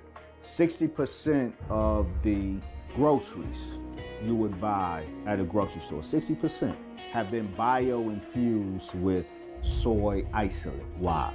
Because they first piloted this in the prisons, infusing prison food with soy because they discovered soy is a great feminizer. Soy, when ingested, becomes estrogenic, the female hormone estrogen. So you eat a lot of soy, males start developing man breasts or man boobs. Incarceration. You have a lot of brothers, and even I clipped that out specifically because I knew that you guys would really enjoy that. There's so much about this which is like just is like straight off fucking pole, like crazy shit. And if it was a white person saying it, it would be deemed horrifically racist and homophobic. But because it's Tariq Nasheed, it's only like a little bit homophobic, but it's understandable because of whiteness, you know? sometimes your cell might be raided, or if you get into it or you get on the wrong side of the guard, you're in lockdown where you can only come out for 1 hour, right? And then you're locked down for 23 hours. Sometimes the entire jail is locked down. So it's a lot of buck breaking happening right in the penal system. The LGBT history narrative is a way to, again, promote the Right. I clipped that only so I could show you guys that she says there's buck breaking right there in the penal system. Like, yeah, lady, what do you think it's named after? It's not the rehabilitation system, it's the penal system for a reason. Saltpeter. Now, saltpeter is actually potassium nitrate. And the brothers in the house, in the big house, brothers in lockup, they call it saltpeter. The state-by-state legalization of marijuana is one of the greatest contributors to the gender neutering of Black America.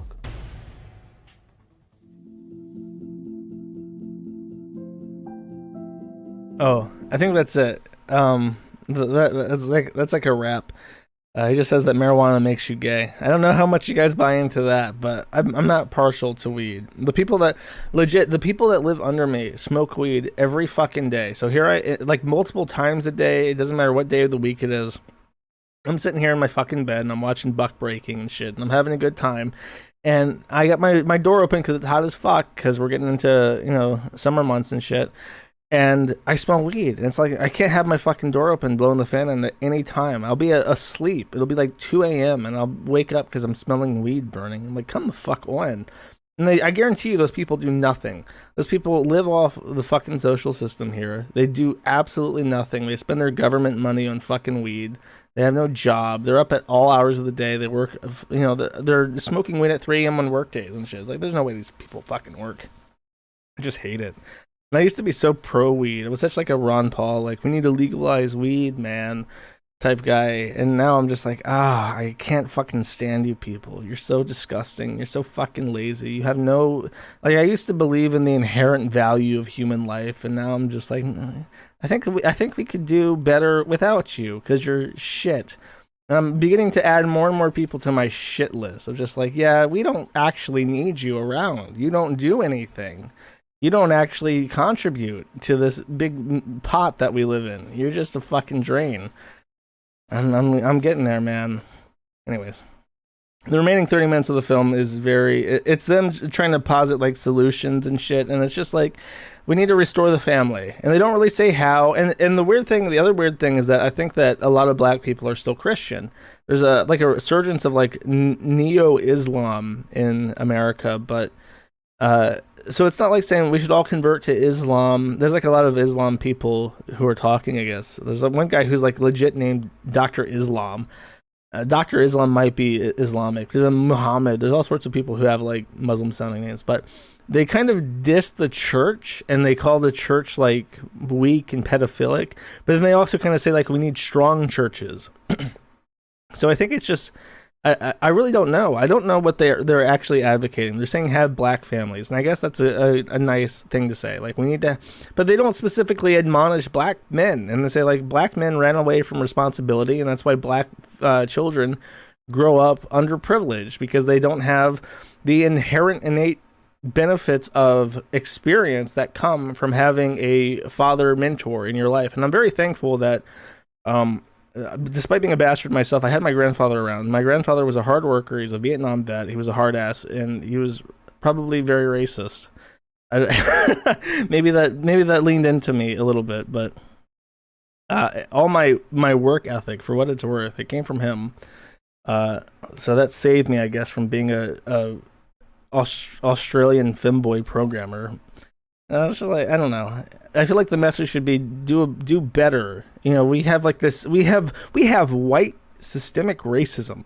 These people are fucking lunatics. They will fuck you. They will bend you over and fuck you. White people are out to fuck your ass, black man. And if you want to survive, if you want to get through your life unfucked, if you want your buck to remain unbroken, your bucky to remain unpenetrated, you better fucking get your shit together, because they're coming for that ass. Either the easy way or the hard way. So take care, watch your kids, watch your wife, because they're raping everyone out here. That should be the message. But for whatever reason, it's just like, yeah, you know, whatever, you know, fuck whitey, fuck feminists, and black families, I guess. It's like, come on, we need some punch. There's shit out there. Whitey's out to get you. It's scary times. So hard times means strong men, right? We gotta, come on, Tariq. You missed it twice. And the movie kind of depresses me just because it's like, there's so much in here, which is like, besides like the crazy like history revisionism and like anti-white, like just like vitriolic hatred of white people. It's like you can take that vitriolic hatred and narrow it just a teensy bit. You're already racist. It's not a huge leap. You can just focus on what you're being racist against. And then you can take all your crazy, you know, conservative views that are anti-mainstream, and there's like a chance. There's like a chance for an equal but separate society where we can just mind each other's business, have state-level governance that reflects our racial compositions better, and we can maybe have something that works out. But instead, it's just like, nah, fuck Whitey. If you don't rape Whitey, Whitey will rape you. It's live or die. It's dog eat dog. You better fucking, you know, you better get racist here, fellow black man. Oh well. That is Breaking Buck by Tariq Nasheed, I guess. I think it has an actual director. Who made this? Actually, pull this back up. Who made this movie?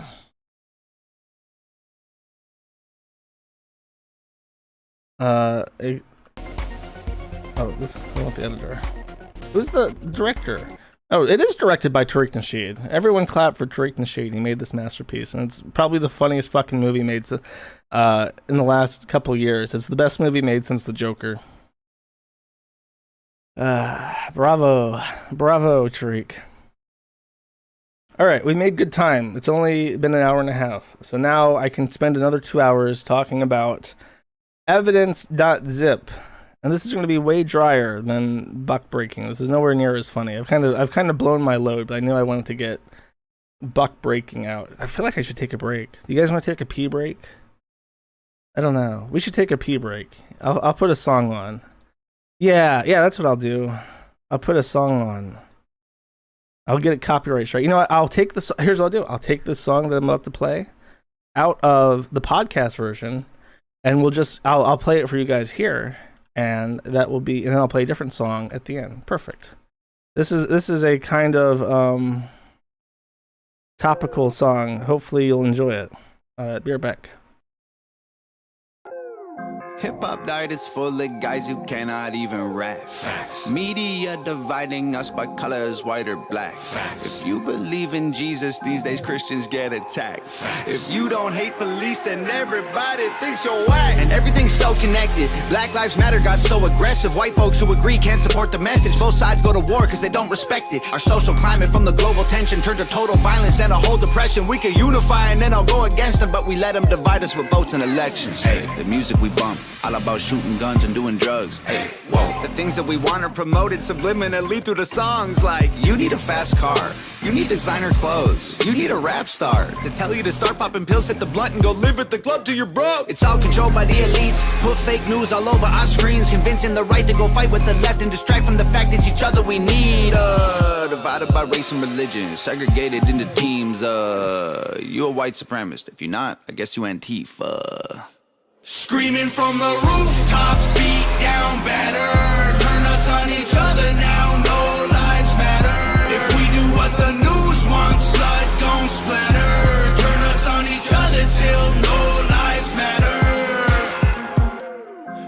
Freedom's dead. If you have an opinion, take it back. People hate the president. If you don't, then you trash. Indoctrinate the nation using news and mainstream rap. The government abuses us. It's all part of the plan. And it's so confusing. Black Lives Matter is a valuable movement, but all lives matter ain't racist or stupid. It's non-black humans who don't feel included. All colors fall under laws that govern the whole country, and we all suffer. We're all broke and nobody recovers until we accept that we're all brothers. Hey, the music we make, all about big booties and getting paid. Hey, whoa. We watch the news and it fills up our brains with violence and riots and race. Like this is a race war. You need to hate more. Get what you came for. You need some songs about Xanax and violence so you can escape more. What a vicious cycle we can't break away from. They control the culture, they control the paper. They're indoctrinating a whole generation till the patriots start to hate the nation. The music we love make us dumb and addicted. The news that we watch is brainwashing the children. The viruses, riots, and racist conditions ain't problems, they're symptoms of life in the system. Screaming from the rooftops, beat down better. Turn us on each other now, no lives matter. If we do what the news wants, blood gon' splatter. Turn us on each other till no lives matter. The music will make you dumb, the media makes you hate, and they control them both. There ain't no escape. They put the world in a state of chaos, economy crashing and massive layoffs. Black against white or it's left versus right, divide and conquer and control is the payoff. Screaming from the rooftops, beat down better. Turn us on each other now, no lives matter.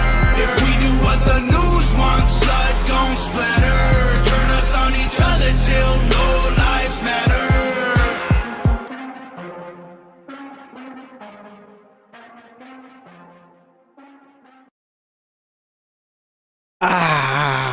Much better, chat. Much better. Hope you guys like that song. I guess 300 people didn't, but that's too damn bad. Here are gamers. Now we will talk about Evidence.zip. This is the true meat of the show. I know that Tariq Nasheed put out this hilarious documentary exposing the... Actually... I can't pass. I forgot about something. I can't pass it up. I have to go back and find it. When I was watching the movie, and they were talking about how every black man was gay anally raped by white slave masters, and we're going back to Buck Vision. While they showed a bunch of art that they had commissioned specifically for this film that that demonstrated the sodomy of the black male. I'm going to show you. We're time for an art critique. Okay, this is the first one they show. This is obviously like a Tumblr artist. I've timestamped all of them that I saw.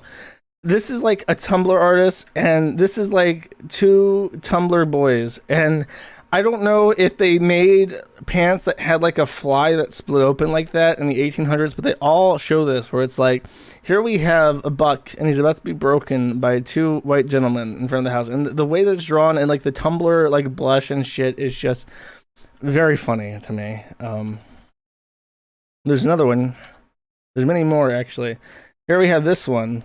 Here's a young buck. This one seems to be drawn by the same artist from the Nintendo Zelda CD-ROM game thing, the Mario Hotel artist.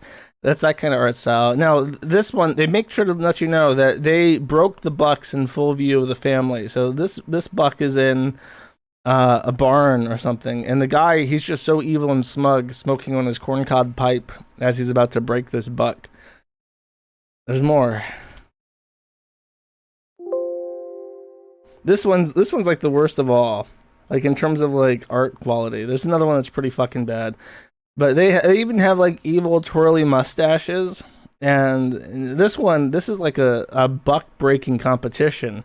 Steve, Earl, and Chuck, Sneed, Chuck, and I guess Earl, that'll be our third one, have 4 bucks between the 3 of them. Maybe we'll call the third one Zed, like after Pulp Fiction. But Zed's back there. Zed's the one and with the whip who's just looking. No, Zed's the one on the right. Chuck has the whip. Sneed's up front, and Zed's on the right with the who's just watching. And they're gonna break all the bucks. And I like how he's got like a perfect heart-shaped booty. That's very romantic.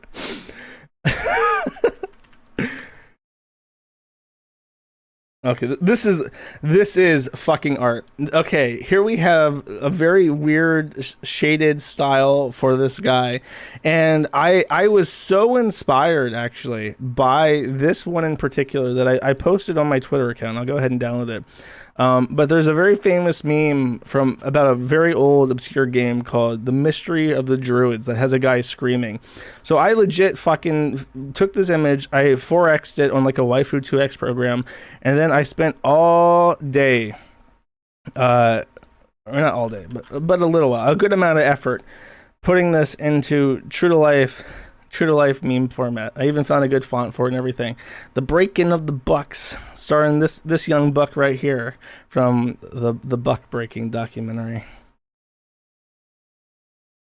Oops, don't want to get rid of Buck Vision. We're still in Buck Vision. All right, let us continue. Oh, I guess you know what? I can take off the filter because I'm just showing stills. I want you guys to see the color. The true to life color of these beautiful drawings, which Tariq Nasheed personally commissioned from deviant artists to emasculate his entire race for the enjoyment of retards such as myself.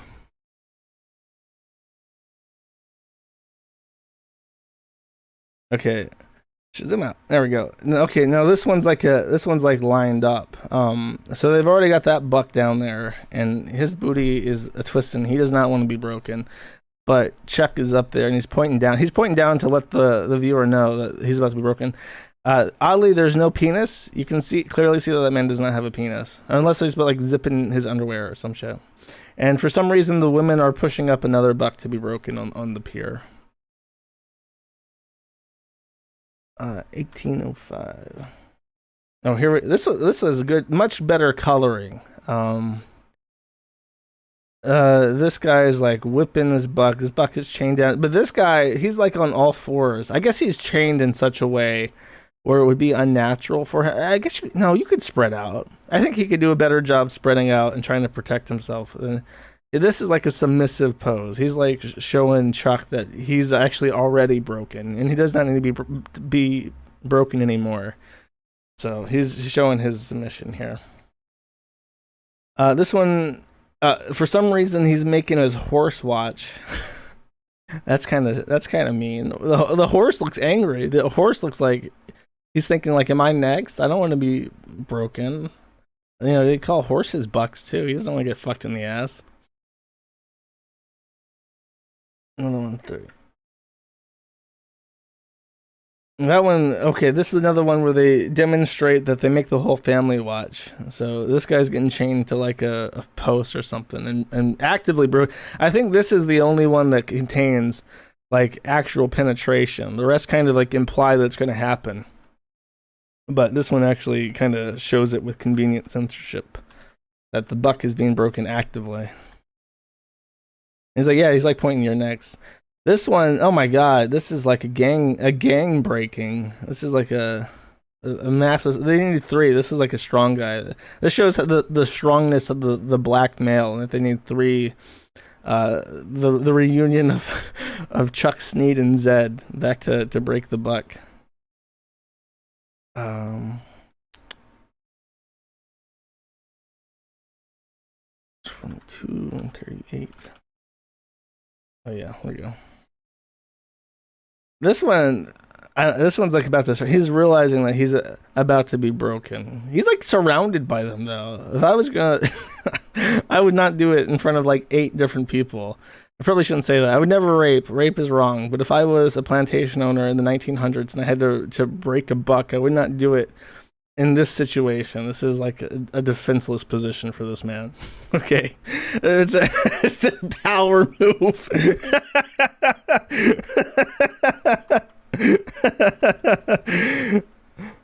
Oh, that's the story of how that guy is not a rapist. And this one is not buck breaking, but for whatever reason, it's the best picture. It's so nice. It's got such nice colors. And it's not violent. It's just 4 pregnant women. Maybe they were pregnant, by choice. This is like a planned thing. You don't know. There's no violence here. None of them look particularly angry. Though if they're that pregnant, they probably shouldn't be working in the field. That's not bad. That's not good for you to be working if you're that pregnant. I bet you this is like the best artist of the bunch too. So I bet you Tariq contacted like a real artist and was like, "Hey, I'm making this documentary about gay anal rape. I was hoping you could draw some white on black domination rape porn for me." And she was like, "No, I'm not going to do that." And he's like, "Well, I want to show the struggle of black people in slavery. What about like pregnant slaves?" And she was like, "Okay, I guess I can do that if you pay me a lot of money." And this was the end result of that negotiation. That's also the end of the porn, I'm pretty sure. Oh wait, this one sucks. This one, there's nothing happening. This one's like a MS Paint drawing from like Nigeria or something. And he's just like, yeah, I have a gun to protect me from all these pregnant women. I might get mobbed by these pregnant women like zombies if I don't have this firearm. And he's all dainty and shit and looking after them. Looks like he's hiding from them. Okay, that's enough of the buck breaking. Let us continue to Evidence.zip. Evidence.zip. This is... I hope I can explain this in an entertaining way, because it is very hard to explain. At some point, I started getting tagged by people like, hey, you should watch this fucking schizophrenic talk about Super Smash Bros. I was like, okay, I guess I can do that. And then I listened to it, and it's 2.5 hours long. By the mercy of God, I managed to reduce it down to 100 or so timestamps. So I'm going to try and get through this in a timely manner. And if I decide, fuck it, I'm just going to start explaining shit as quickly as I possibly can. We'll continue until I am buck broken by this fucking schizophrenic rambling. The interesting thing is, it doesn't make sense like the first 25 minutes as you're listening, and then you kind of realize what it's about. So this is just I'm going to give people who've never seen this, have no idea what it's about, just a kind of blind intro into how this man is going to present information for 2.5 hours to anyone who watches this. And let me know how the audio is. He says, I'm making this video in order to intercept propaganda that is slated to be broadcasted this week. The last thing the Smash scene needs is propaganda that will send it further down the path to dystopia. Hopefully this video is able to reverse the scene's current trajectory. There's a PDF version of this video available in the description. That PDF version is 138 fucking pages. Warning, this is a dark video that contains unpleasant information about the status quo of Smash. Viewer discretion is advised. Hey everyone, it's Hax. Today, I'm going to tell you some dark secrets about the Melee community because I think it's about time for people to hear them. Unlike most of my videos, today's video is not going to be addressed toward just the Melee community, but rather the esports community as a whole. That's because I value a safe future for everybody in esports, and I happen to know that the Melee community is currently engaging in a pattern of behavior that threatens not only itself, but the rest of the esports world as well. Unfortunately, I've watched my entire community be subjugated by this threat over the years, and it doesn't seem that anyone else sees what I see anymore. If they do, then they're either too paralyzed with fear to make an impact, or they lack the platform to do so. At first, I didn't want to give the esports world the red pill on what was going on within the Melee community. I saw that people were living happily in ignorance, and I didn't want to change that. But it seems that every year that goes by, the situation only gets worse. What drew the line for me was when I saw that the filmmaker Samox recently announced that he'd be releasing an edited version of the metagame documentary, which is set to air this weekend. I'm eventually going to explain why it should actually be illegal for this documentary to air, and why the Melee community needs to wake up to what's going on. For those who don't know me, let me introduce myself and explain why. So just to, again, I'm playing this raw. I don't want to give too much commentary, but if you're confused, don't be concerned that I'm not going to explain things. But you should be confused at this point. You should be wondering, what the fuck is happening? What is the Super Smash Melee community? What's so important about it? What the fuck is this guy talking about? What fucking documentary is he talking about? Like, what the fuck is happening? Those are all natural, normal questions, and if you watch this on your own, you would be having them for about an hour and a half before any questions start coming in. So I'll explain things up front as we proceed. You should trust this video. I've been in the Melee community for 16 years, having been a top player for many of those years. Throughout my career, I've proved myself to not only be a top player, but also a top influencer for the community. Although I only have a moderate following, I've helped the Melee scene make technological progress in at least 5 major ways. The most notable thing I've done is create an ergonomic controller called the Box, which thousands of Melee players now use in order to avoid injuring their hands and wrists. But I've also done several other things. In 2017, I advocated for in-game software mods that gave quality of life improvements to GameCube controller users. These were adopted later that year. Then, in 2019, I explained why Melee needed an anti-stalling rule called the ledge grab limit. This rule set change was approved shortly afterward as well.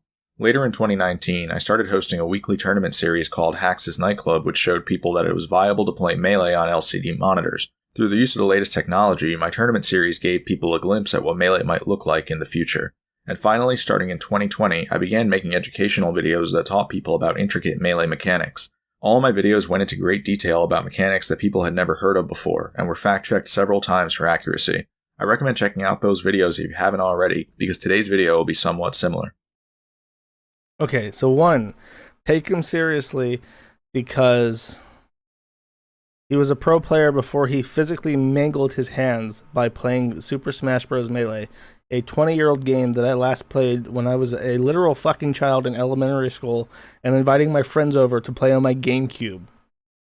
2, in doing so, he made a petition on change.org to add a anti-camping feature or a rule in professional Melee games specifically against like Jigglypuff players who will hang on the ledge to avoid the fight until the other player gets impatient. And because I guess what you can do is if like there's a time limit and they are a little bit ahead and they think they might lose, they can just stall until the game ends, and that's really fucking gay and nobody's entertained by that. So he's like, we should change that, and people were like, yeah, you know, we probably should.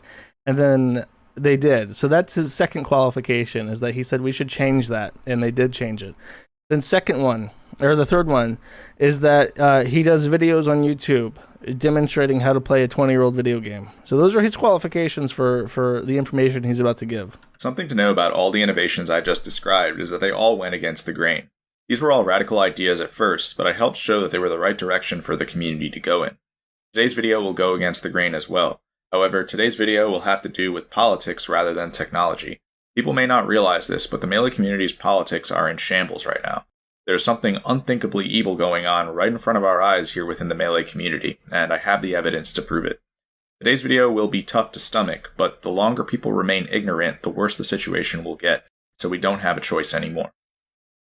The most difficult part about this video will be accepting that the evil I'm referring to is being perpetrated by a community leader. There's a quote that goes, "The greater the crime perpetrated by the leadership, the less likely the people will ever believe their leader's capable of perpetrating such an event." That is, unfortunately, a Hitler quote, but it's one that's very applicable to the current situation. Bam! Right off the bat, 3 minutes and 40 seconds into this 2.5 hour long video, Hitler. This is Hitler level. There is a threat to Super Smash Bros. Melee, which is so insidious, so evil. He used the word evil that we have to directly compare it to Hitler. So this is fucking serious. Whatever this guy is about to say, we have to pay attention to before it's too late, as he warns us. So we move to 5:30, where he begins to talk about how deep this goes. Evidence.zip, and so you'll need to drop everything you currently on. Evidence.zip is the red pill because it reveals an MO that hasn't changed and has only evolved as time has gone on. The press so Evidence.zip. The video is named Evidence.zip 2. So he's explaining that you have to forget what you know about Evidence.zip. Now, if you know anything about Evidence.zip, or if you don't know anything about it, well, you're just shit out of luck, because he's not going to explain that until chapter 3. But you must forget everything you know about Evidence.zip moving in, because that's the red pill. Lied to you about Evidence.zip, and so you'll need to drop everything you currently know about it.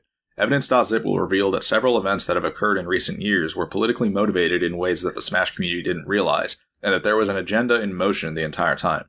I'll also be backing everything up with my own personal experiences. I've been withholding a ton of information for this inevitable moment, and it's time to release all of it. Something I want to apologize in advance for is the fact that I'm going to betray several people's trust in me in order to bring you the full truth today. Private information must be leaked in order to tell the full story, and so I'm sorry to everyone who that affects. One last thing I want to go over is why I believe this is a groundbreaking video. This video is a case study for how a community can be uprooted without even realizing it. It will show how platforms such as Twitter, Twitch, and YouTube can be weaponized in the modern-day era of social media, and how laws should be implemented to ban certain strategies when it comes to these platforms. There's a quote, by the way, I didn't timestamp it somehow, but he explains that you have to forget what you know about Evidence.zip, and also the media has lied to you. He says several times that either the media or the press has lied to you. So this is fucking big. The press is covering this up. It's covering up Evidence.zip, and it's such a catastrophic revelation that he's had that the government should get involved so that they ban certain social media practices to prevent this from ever happening again. # never forget. He's not quite explained it yet, so don't be confused or don't be surprised if you don't fucking understand. This is a story of political and psychological warfare that took place in front of your very eyes over the course of the past decade. As the only person in the entire world capable of telling you this story, I know that I have to, as it has the potential to change the timeline we live in. He's the only man who can possibly give you this information, and it will change the timeline that we live in. So he's raised the stakes so fucking high, and he will continue to raise the stakes over and over again. There's only one type of society in which these disconnects exist, and that is a totalitarian society. Under totalitarianism, it may not be entirely clear whether those in charge are truthful and heroic or not. This is because while they give their citizens a place to live, totalitarians deprive their citizens of basic rights by controlling the press, performing mass surveillance, and resorting to state terrorism, which is when the state attacks its own citizens in order to instill fear. The reality is that totalitarians are neither truthful nor heroic, but they make their citizens think they are in order to mobilize them. This is done through either manipulation or force. So that's important. He underlined propaganda, censorship, mass surveillance, and state terrorism, which is acts of violence perpetrated against its own citizens. So keep that in mind. This is the stakes that will be applied. What totalitarians will commonly do is craft false hero narratives through the vilification of others. So I also want to keep a list of people that he's compared, the person that he's talking about has been compared to. So far, Adolf Hitler, Joseph Stalin, Mao Zedong, and Donald Trump. And he compares them to more people and in greater detail as we continue. Again, if you're confused as to who the fuck he's talking about, don't worry. He hasn't actually mentioned it yet, I'm pretty sure. And if you didn't know what the topic was about, you would probably think that this was like a conspiracy video about something way more important than Smash. If you look at the current state of the Smash community, it is in line with the totalitarian regime, and that is entirely because of Leffen. It's obvious. Okay, that's the first name drop. And at this point in the video, you might be thinking this is like a random name drop. And you're like, okay, so there's multiple people here doing something that are bad. And that's the state apparatus. There's some sort of like melee authority that's like subordinate or actively participating. But this Leffen guy is important somehow. Leffen wants full control over the community based on several of his tendencies. A dead giveaway of Leffen's intentions is the fact that he blocks anyone who disobeys him on Twitter, to the point that he probably has thousands of people blocked. This strategy isn't being used by some random person either. It's being used by the person with the highest follower count in the community. When you think about how dangerous this strategy can become over time, it should actually be illegal, and I'll explain why. So him blocking people on Twitter should be illegal, and he will explain why. And his explanation is simply that what he does is he blocks everyone who challenges his statements, and that creates a system of what he calls pest control. And essentially what he's demonstrating here is that, well, I'll let this play and then I'll... Avoid social isolation. When you think about the effect pest control has on crowd psychology, it deserves to be illegal. It is a mass manipulation strategy that looks to encroach on people's free speech, and the only reason we didn't realize it earlier is because social media is still new to us. The reality is that by performing pest... So what he's saying is that you have people who follow a person who's important in the community. If that person blocks those people, they are denied access to information, which is critical to that society, that microcosm. And it encourages people who have not yet been blocked, but who would like to continue to be in the know regarding this information, to behave and not say things which upset the person who is important in that microcosm. And I think this position is partly inspired by the lawsuits about Trump blocking people during his presidency, because he compares them to Trump several times. But he's saying that blocking people on Twitter should be illegal because when Leffen does it, it creates a totalitarian dictatorship. I'm not happy until every aspect of godhood is like torn away, and there's only one God, and that's me. When interviewed in 2015, Leffen made it clear that he was intent on becoming the one true god of Melee, and that he wouldn't be satisfied until every aspect of godhood was torn to shreds. This made for great entertainment at the time, and so people didn't stop to consider the real meaning behind it. The biggest red flag of all, however, is something that no one would have ever guessed. Many studies have shown that one's personality can accurately be inferred from their social media avatar. If you think... I'll replay that. All, however, is something that no one would have ever guessed. Many studies have shown that one's personality can accurately be inferred from their social media avatar. If you think... Okay, you hear that, chat? Your personality can accurately be determined by your avatar. And so you must choose your avatar very, very carefully, because if you don't, people might assume that you're a drooling retard, you're a disfigured mutt, and you're a genetic dead end who dribbles on himself. About the process that goes into choosing an avatar, this is obviously true. People will often use avatars of anime characters that represent their inner beliefs, which is why I need to raise an issue with something. Why did Leffen used to use an avatar of Light Yagami from Death Note back in 2016? If you understand 100% serious. Understand who Light Yagami is, then it makes all too much sense when you consider everything else that I've told you. Light is a brilliant high school student on the outside, but an infamous political criminal on the inside, whose goal is to become the god of the new world. He's able to remain undetected for many years by outwitting everyone in his way. Essentially, Death Note is the story of a totalitarian regime that ends up casting darkness over the entire planet. The story that's unraveling right before our very eyes is strikingly similar to Death Note. Okay, so let me check my fucking notes. When do I end this? Because I don't want to interrupt myself before it's ready. I'll let it. The Death Note is a book that can be used to issue death sentences simply by writing someone else's name down. Should this tool fall into the wrong hands, it would terrorize an entire society. The funny thing is, Leffen is basically trying to turn his phone into the Death Note. Through the use of modern technology and a good understanding of crowd psychology, it's actually possible to create a Death Note nowadays, and people need to be wary of that. That 100% unironic. So Leffen has created a Death Note using Twitter, and that is why he has specifically chosen the anime profile picture of Light Yagami from Death Note.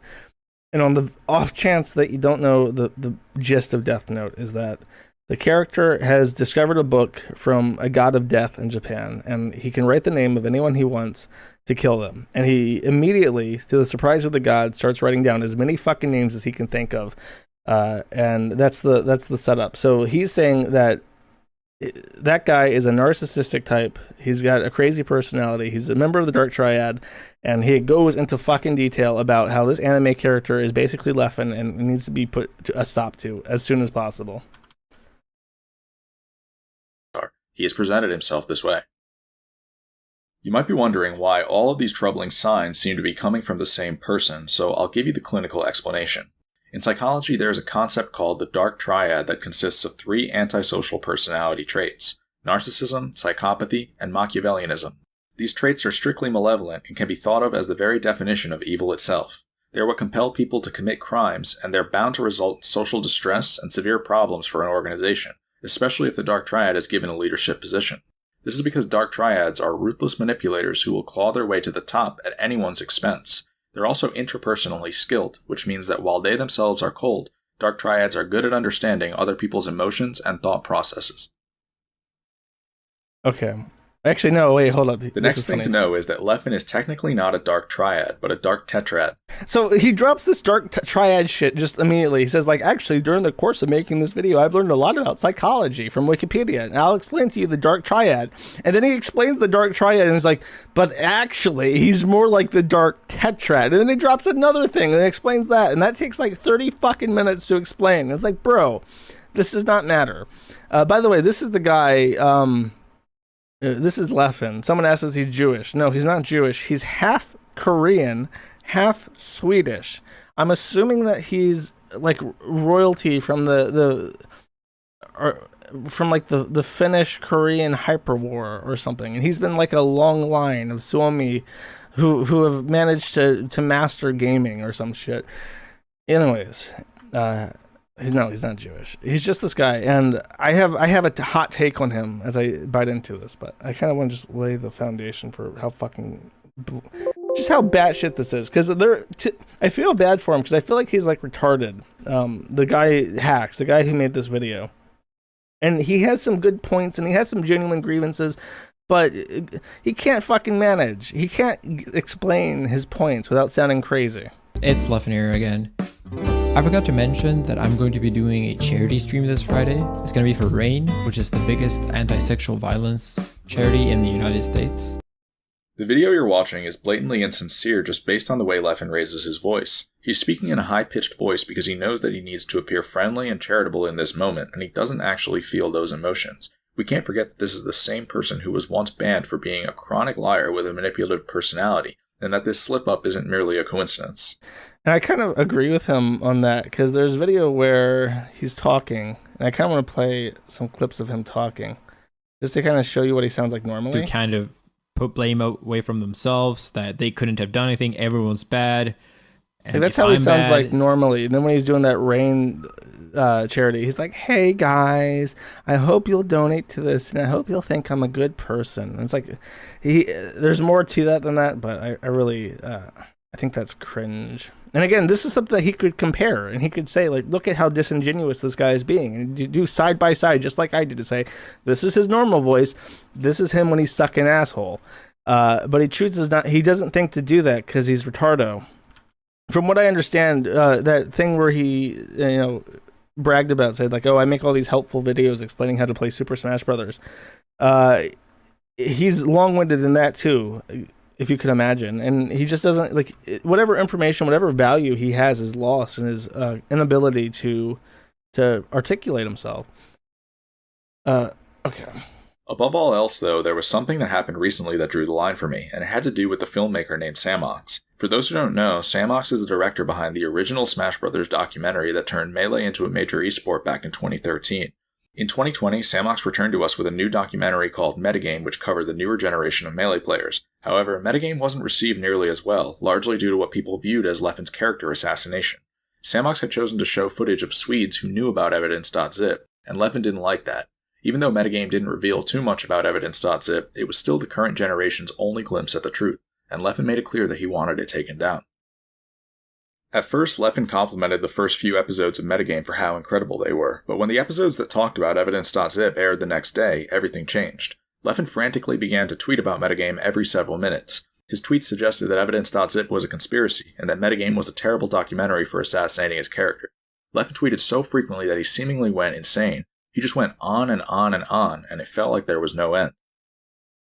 So what happened is, this is his whole motivation. He mentioned very briefly a Metagame documentary.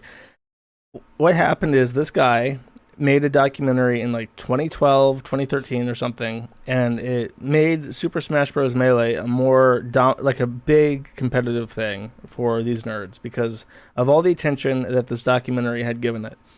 And then they made a sequel to Metagame recently in 2020 called, or sorry, a sequel to the original thing. I forget the name of it, but it's called Metagame now. And it was going to be like a episodic documentary. And they covered Evidence.zip, which he's now talking about again, and he still hasn't explained what it is. But the Evidence.zip relates to Leffen and shit that he did in the past, and they touch on it and they say like, this is shit that he did, he got banned for it, and Leffen starts crying on fucking Twitter like a bitch boy because he doesn't want that negative attention. And because Leffen is now such a big character in the community, they force this documentarian to go back and edit out shit talking about Leffen because he didn't like it. And that's what he's trying to say here, is that the director edited what he was going to say to fit to Leffen's demands. The next terms I'm going to introduce are called narcissistic injury and narcissistic rage. Narcissistic injury occurs when a narcissist perceives something as a serious threat to their self-esteem. It will happen if the narcissist feels that their true self has been revealed, and that people have caught on to their hidden behaviors and motivations. This triggers narcissistic rage, which when a narcissist goes insane and becomes extremely violent.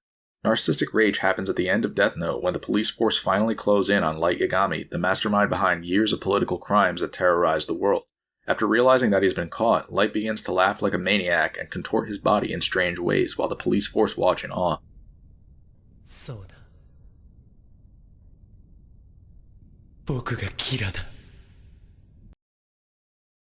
In real life, the way narcissistic rage works is it has two phases. The first phase is an angry outburst, and the second phase is a self-aimed wrath. This means that the narcissist will actually degrade themselves as to suggest that the way they've been insulted is preposterous. Leffen did this toward the very end of his rage when he tweeted a picture of his face edited onto a Dementor, which is a creature from Harry Potter that drains peace, hope, and happiness from the world around it. Although people saw this tweet as sarcastic, it was actually a lot more telling than they realized. The way Leffen responded to Metagame rallied the community in back of him, which put extreme pressure on Samox. Just a few hours after these episodes aired, Samox had already been forced to issue an apology statement assuring people that re-releases of Metagame would be censored to remove all Evidence.zip footage. Many people called this out as revisionist history, but their voices were ultimately drowned out.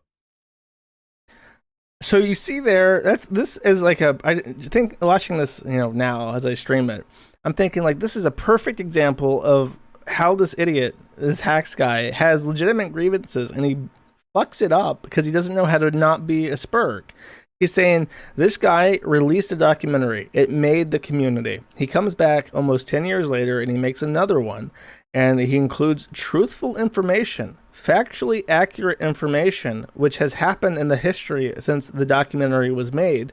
And because it offended one of the rising stars, or the big star of the community, all his little tarred fans went after the documentarian and said, remove this information, and now it's gone. That's a legitimate criticism, and it demonstrates that this guy has inordinate influence in the community, which is a legitimate grievance.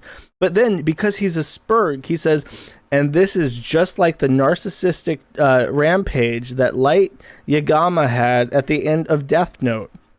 Like, bro, whatever fucking legitimate complaint you had is just gone. It's fucking Thanos snapped out of existence, and nobody can follow that train of logic because you are like insane. And that's why I feel bad for him. And I'm trying my best to represent like his point, because I don't have any stake in this. And I'm trying to say like this poor schizophrenic man has been I'll save that actually. This video. The way this generation got here in the first place was through propaganda. TSM and Red Bull committed one of the biggest sins in esports history when they decided to erase the truth about Evidence.zip and lie to people instead. The documentaries, interviews, and articles that these companies have put out in the past several years are nothing short of the most aggressive brainwashing campaign I've ever witnessed. It's almost as if nothing the media has told you is true. Leffen sponsors the media. Like, bro, it's one fucking documentarian and a red... whatever. I'm getting angry. Seem as though he's a cheerful and positive role model, and they've had friends and family members testify on his behalf as well. This false narrative is amplified by interviews with other community members who know nothing about the truth either. Red Bull even titled their documentary series Evidence.zip and portrayed Leffen's ban as a hero story, as if he was a phoenix rising from the ashes. It gets worse when you consider that Leffen surely influenced the narrative of these documentaries and had final say over all of them. Now, we're somehow at the point where I'm the last one left in Smash who knows the truth. I promise you that after I tell you the truth, every single piece these companies have ever put out about Leffen will be remembered as political terrorism. Again, like, that's funny how if you search evidence.zip, I'm sure you get a ton of Google results with the actual evidence.zip that brings all the shitty things that he did in his past, right? Now, again, he was like 15, so this is like people bringing up Blockland posts to me, I guess, because it's so long ago. But it's understandable, his frustration that he has this long-standing grudge with this other guy, and then Red Bull sponsors him, and then suddenly they release this documentary or fluff piece on Leffen, and they call it evidence.zip. Why? Because Red Bull and YouTube and all that SEO shit flying around will bury results about the original document and bring up the Red Bull fluff piece. That's not a mistake. They didn't do that on accident. They did that intentionally to hide things about someone who they're now financially invested in.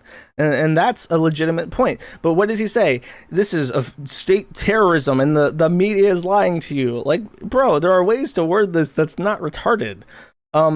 Chapter 3 is, by the way, oh god, this whole thing about how it's the death of free speech and shit because of Red Bull sponsoring this fucking idiot. Chapter 3 is non-narrated, and it's just evidence.zip, and it's all these arguments and shit from a Super Smash Bros. Forum from 2012. And basically, he's just an asshole, and he was an asshole to people, throughout the community. He was an antisocial teenager. He was an Elliot Rogers. He was a half Korean, half Swede, the most cursed blend possible. And he's just like a miserable spac who is a dickhead to people in the Super Smash Bros. Community. And he makes an early rivalry, I think, with Hacks, the guy who's doing this video. And Leffen, being Elliot Roger, is like a smart person, and Hacks is just like this idiot. And he doesn't know how to stand up for himself. So I'm just going to skip past chapter 3 because it's boring as shit, and it's music and this testimony and stuff, and you can find it on the forum if you really want to, but it's like he's not wrong in saying that it's like 10 years old, so who really gives a shit?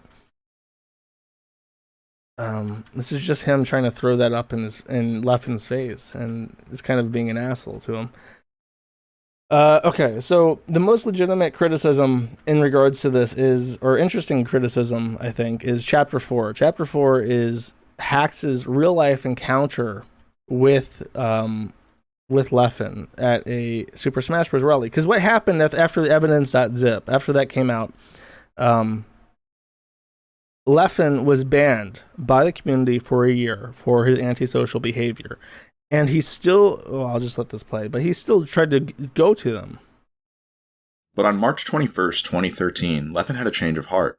He suddenly decided that he was sorry for everything, and he confessed to several of the things that he had done, citing depression and anxiety as the motivating factors. The apology Leffen issued got covered by the Score Esports' documentary on him from 2018, which has 1.5 million views. It's the apology that people cite to this day, and the one that people believe is real. What the people who read Leffen's apology didn't know was that they had been manipulated. On the exact same day Leffen issued his apology to North America, he also issued statements on the Swedish forums that warned them that they had defied him. Last year I talked with one of the Swedes who testified for Evidence.zip about the fact that Leffen's apology was insincere. Although the Swedish forums are no longer accessible, he confirmed that Leffen's apology was fake. This is made even more obvious by an excerpt from the letter to Genesis 3 staff, which explains how Leffen initially responded to being banned over in Sweden. The excerpt explains that Leffen had condemned the Swedes to the point that he seemed to want to take revenge on them. The excerpt also warns the reader that this says here, following his ban from Sweden, I'm going to assume that they don't mean Sweden the country. They're going to mean Sweden's Super Smash Bros. Melee like official tournament structure. Following his ban from Sweden, deported to Denmark, God forbid. Rather than apologizing to those he has hurt, Leffen decided to stay true to his roots. He has chosen to play the victim card and ridicule the Swedish scene for banning him, claiming that they are fake people who are doomed without him. We hope that after reading the attached testimonies and forum posts, there is zero doubt that Leffen is not the victim and that his decision to continue to lie only serves as further evidence of his character. Please enforce this ban for the good of our community. Thank you. Leffen is someone who will endlessly claim victim status in order to evade accountability, which is exactly what he did in his fake apology. 2 weeks after Leffen's fake apology, a tournament called Beast 3 was held in Sweden. Beast 3 was the first notable tournament that Leffen was banned from, and so the Swedes who'd been abused by him were looking forward to their first Leffen-free tournament. But what people don't know is that Leffen actually showed up to this tournament in person and tried to convince the TOs to let him in. Leffen didn't seem to understand that he was actually banned from Beast 3, and so the TOs had to physically deny him entry. Around this same time, I was emailing Mr. Wizard about banning Leffen from EVO 2013. I was transparent about the fact that this was a complicated case and that it wasn't going to be easy to convey why a ban was necessary. Unfortunately, the EVO staff would end up rejecting the case on the basis of no physical assault, which is exactly what I feared would happen. So this is probably the start of their rivalry, because Leffen blames the whole evidence ban thing on Hax, and Hax was actively trying to get the ban enforced because he didn't like Leffen. And this has persisted for like 8 fucking years now between them, and has resulted in this massive like meltdown where this man obviously cannot take any more of this shit. A few months later, I flew to Vegas for EVO 2013. The first night I got there, I dropped my bags off in my hotel room and went to the Rio Hotel, which was nearby. I went to the Rio because the World Series of Poker was taking place there that year, and I wanted to watch people participate in it. I ended up spending a couple of hours at the Rio before realizing that I needed to head back to my hotel room to grab my phone charger, at which point I called my friend Cody, who I was staying with. When I called Cody, I told him that I'd be heading back to the hotel to grab my charger. Cody then said to me, "Sure, but just so you know, Leffen's playing Melee in our hotel room." Which is weird. Like, why is this guy at my fucking hotel room? Cody said that to me. It was one of the weirdest things I'd ever heard. A lot of people vaguely knew that Leffen and I had beef, but people didn't know that this was the same person I had just tried to ban from the tournament we were at. Of all the people who could have ended up in my hotel room, the fact that it was Leffen wasn't a coincidence. He wanted to cause some sort of disturbance, and he succeeded. When I got back to the hotel, I didn't actually enter my room. Instead, I had Cody hand me my phone charger at the door. Leffen sat inside of my hotel room while all of this happened. These are logs showing that I discussed the situation with Cody last year. Later that weekend, something similar happened. I had spent a lot of EO 2013 with my childhood friend J-Man, who was approaching retirement from Melee around that time. What I noticed is that during certain parts of the weekend, Leffen would make efforts to befriend J-Man, which led to lots of awkward moments where I didn't want to approach J-Man because he was with Leffen. This exact strategy was described by one of the Swedes who testified for Evidence.zip, who stated that after he began avoiding Leffen, Leffen looked to finish him by taking his friends away from him, which caused issues in his social life. These types of interactions show the ridiculous lengths Leffen will go to torment people once they're on his hit list. As you can see, Leffen never actually expressed remorse for the actions that got him banned. In fact, he did the opposite. He made no efforts to change either, which should have been obvious based on the way he barked when he took games off of Armada at Beast 4 in 2014. The problem is that 8 years have passed since Evidence.zip, and Leffen now has the entire Smash community in his back pocket. Someone with a Dark Triad mentality is able to severely disrupt society when given this much power, and Leffen has done exactly that. However, people haven't been viewing things from this angle, and so they never saw any of it. Okay, so I just love the story, the whole visual that he paints, where he tries to go to this con and Leffen knows that he fucking hates him. So he makes friends with all of his friends, and Leffen and Hax is just like, oh, I don't want to be around you if you're going to be hanging out with Leffen. So he concedes like his entire trip to Vegas to Leffen, who has co-opted all of his friends to punish him. So this is why he thinks that he's dead set that Leffen's part of the Dark Triad, because these are the behaviors of a Machiavellian. Fame is Leffen's priority. He wants people to be controlled and underneath him so that he can continue to broaden his influence. I'll be showing you how Leffen has exploited the Smash community many times in order to achieve this. Another term you should be familiar with is socioeconomic resource drain. This term is appropriate because it describes the fact that Leffen often targets people such as myself who he views as political adversaries. Leffen's goal here is to drain his adversaries socioeconomically in order to further secure his position. This is a standard strategy for achieving totalitarianism. In Nazi Germany, for example, Hitler purged a large group within the Nazi Party in 1934. He viewed the people within this group as potential threats to his ascent, and so he needed them gone. Surely enough, this scheme was instrumental in Hitler's rise. So basically what Hitler did to rise power is that he befriended all of the Chancellor's friends, and then the Chancellor's like, well, I don't want to be around you guys if you're friends with Hitler. I mean, he's a bad guy. I don't want to be friends with anyone who's friends with Hitler. So he just basically gave up the position, and that was the Night of Long Knives. In case you don't know your history, boys and girls, that's exactly how it happened. Okay, so now we're into Chapter 5, and Chapter 5 is more details on Leffen's sneaky manipulation tactics to abuse this poor Spurg. Now that the stage is set, I'm going to begin listing manipulation tactics that Leffen uses on a regular basis. The first one is called the totalitarian tiptoe, or tiptoeing for short. Tiptoeing is used to get large groups of people to agree to terms that they would normally reject. This is the term that describes Leffen's gradual encroachment of free speech that I talked about earlier. As the Pat Miller quote explained, the best way to take control over a people and control them utterly is to take a little of their freedom at a time, to erode rights by 1,000 tiny and almost imperceptible reductions. In this way, the people will not see those rights and freedoms being removed until past the point at which these changes cannot be reversed.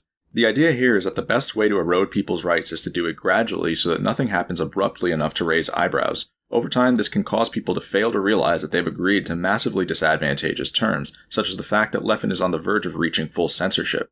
Basically, so I have a political quote for him. You ready? This is driving me crazy. The entire time I was listening to this, I'm like, this reminds me of another quote.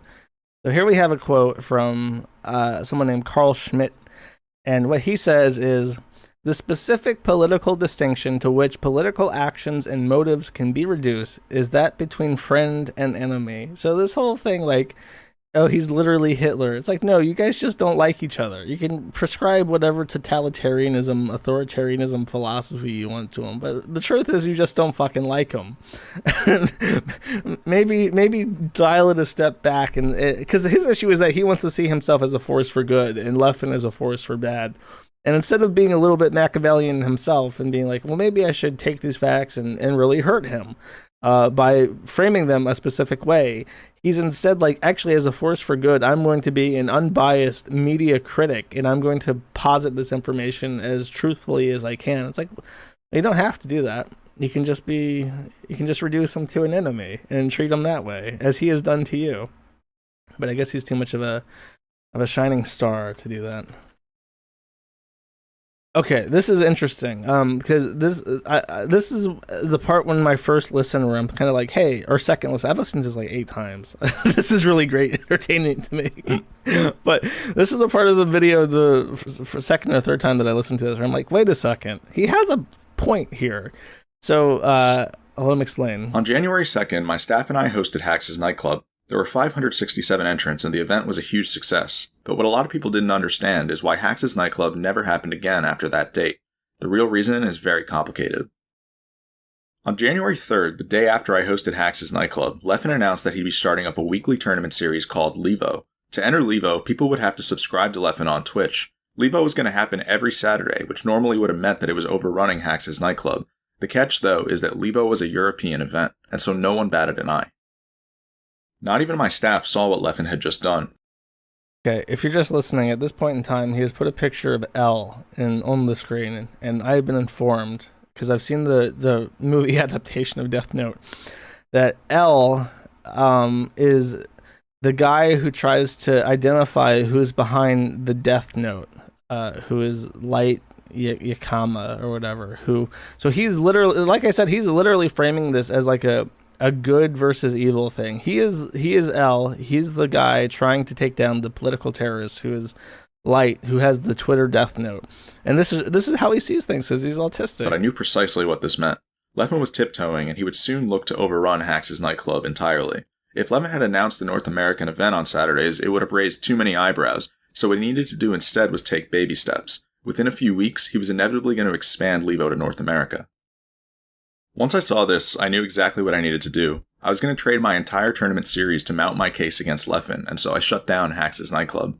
The interesting thing, though, is that nobody knew there wasn't going to be another event. Not even my own staff knew the truth. I'd begun to lie to everybody by telling them that the next event would be on January 23rd. I even announced this in the Hacks' nightclub Discord server. The reason I announced January 23rd as the next date was because there were upcoming tournaments on the next 2 weekends, and so if I was actually going to host another event, then I would have had to schedule around them. But I was only looking for one thing here, and that was to make Leffen take the next step on January 23rd. I would then be able to show this to people later. The tournament that happened the week after my event was called Galint. I ran fake ads at Galint because I needed to... Okay, I'll stop it there. What he does is that he sets up, just to reiterate, he sets up his own tournament series called Hacks' Nightclub, and it's supposed to be on Fridays. And then Leffen immediately starts up his own competition called Saturday Night Levo, and that's a European tournament, but it would also be on Saturdays. So it's like, whatever. This is North American. Hacks' Nightclub is North American, and Leffen's is European, so no big deal.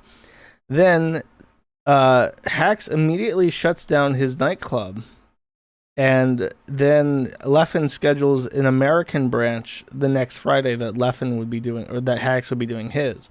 So he's saying that Leffen only started up this tournament because he intended to encroach on Hacks' nightclub. And the weird thing to me is that he's saying this, but from the way he describes it, he shut down his tournament before Leffen even branched out to North America. So I don't know if it just wasn't a public thing or if he, mixed up what he was saying. But in his mind, he believes that Leffen did this just to shit on him and kill his Fight Club thing. And perhaps that's true, but the way he frames it is awkward. Surprise. 23rd.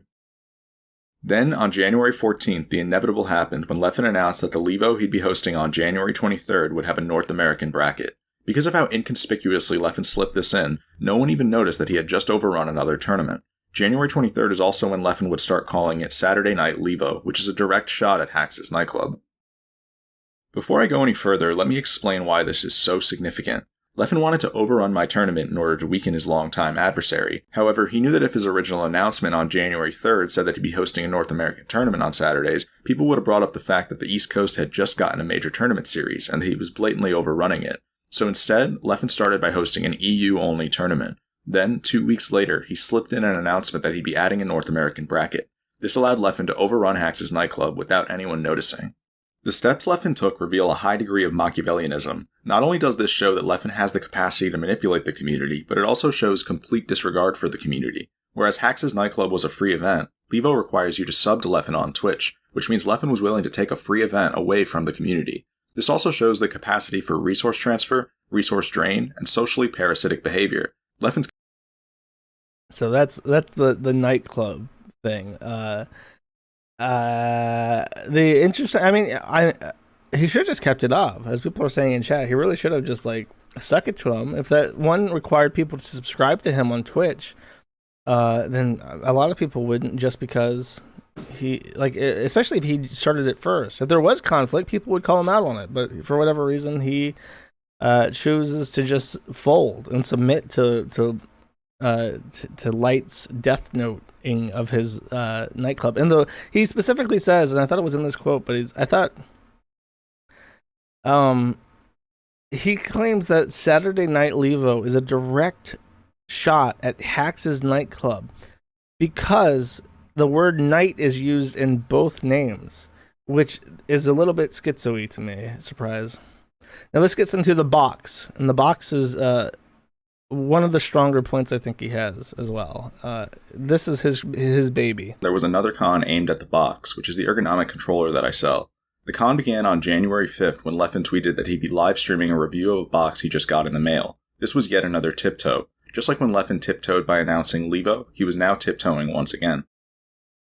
To show you how obvious it is that this was a tiptoe, consider this Instagram post that Leffen made in 2017 in which he claimed he'd be showcasing notched GameCube controllers. Leffen then posted his so-called notch showcase to YouTube and started to say things like these within the first few minutes. Alright, so first off, one common thing that people say is like, oh, you know, the fact that the box or the hitbox controller, digital input, gives... This is not relevant. Basically, what happened is, in case you forgot, Hax, the guy narrating, fucked up his hands. He played this game so hard, so much, that he literally fucked up the tendons in his hands, and he had to retire early because he had carpal tunnel syndrome and could no longer play the game. So instead of just being like, oh, I guess I can't play this game anymore, he actually hired an engineer and designed what's called a keyboard controller. And keyboard controllers are like arcade game buttons on a motherboard, and you can press the buttons, and they're designed in such a way that your tendons have to move very little, and they're much more ergonomic. And that's how he was able to return and play the game that he likes, which is really cool. Like, you have a problem, you have players who have, you know, carpal tunnel syndrome, and they're hurting themselves playing this fucking game, so you might as well make an ergonomic controller. But there's some problems with that, and immediately after he releases this fucking thing, I guess, what's his face? Because I guess people know that this rivalry is happening between them, so he's like, I'll review my rival's thing and I'll shit on it. And this is chapter 6. I'm going to try to explain this as non-autistically as I can. Forgive me, though. This is... I need the picture. For me, I might actually swap so that this button is Z, so I can grab like this, and so that I can L cancel with R, because I think L canceling with R is better than with light. So that's his statement. He wants to rebind 2 keys, and there, as you can see, there are 4 buttons on either side. There's the home row keys, and then there are some keys you have to reach for, and obviously the ones that you want to reach for should be the ones you use less often, because the ones you use, because you're trying to save your hands, right? So he's saying we should rebind these keys. There is 30 minutes to this chapter explaining why he particularly does not like that remapping of those keys. And I think this timestamp has the layout, because I went the layout when I explained this. Okay, it does. Left is the default layout, right is the Leffen's layout. And you can just see that the only real difference is that Z and R are swapped. Let me try to explain this as well as I can. In Smash, when your character touches the ground after performing a move in the air, there is an animation that plays as you recover from falling. If you press the Z or R button, you will prevent yourself...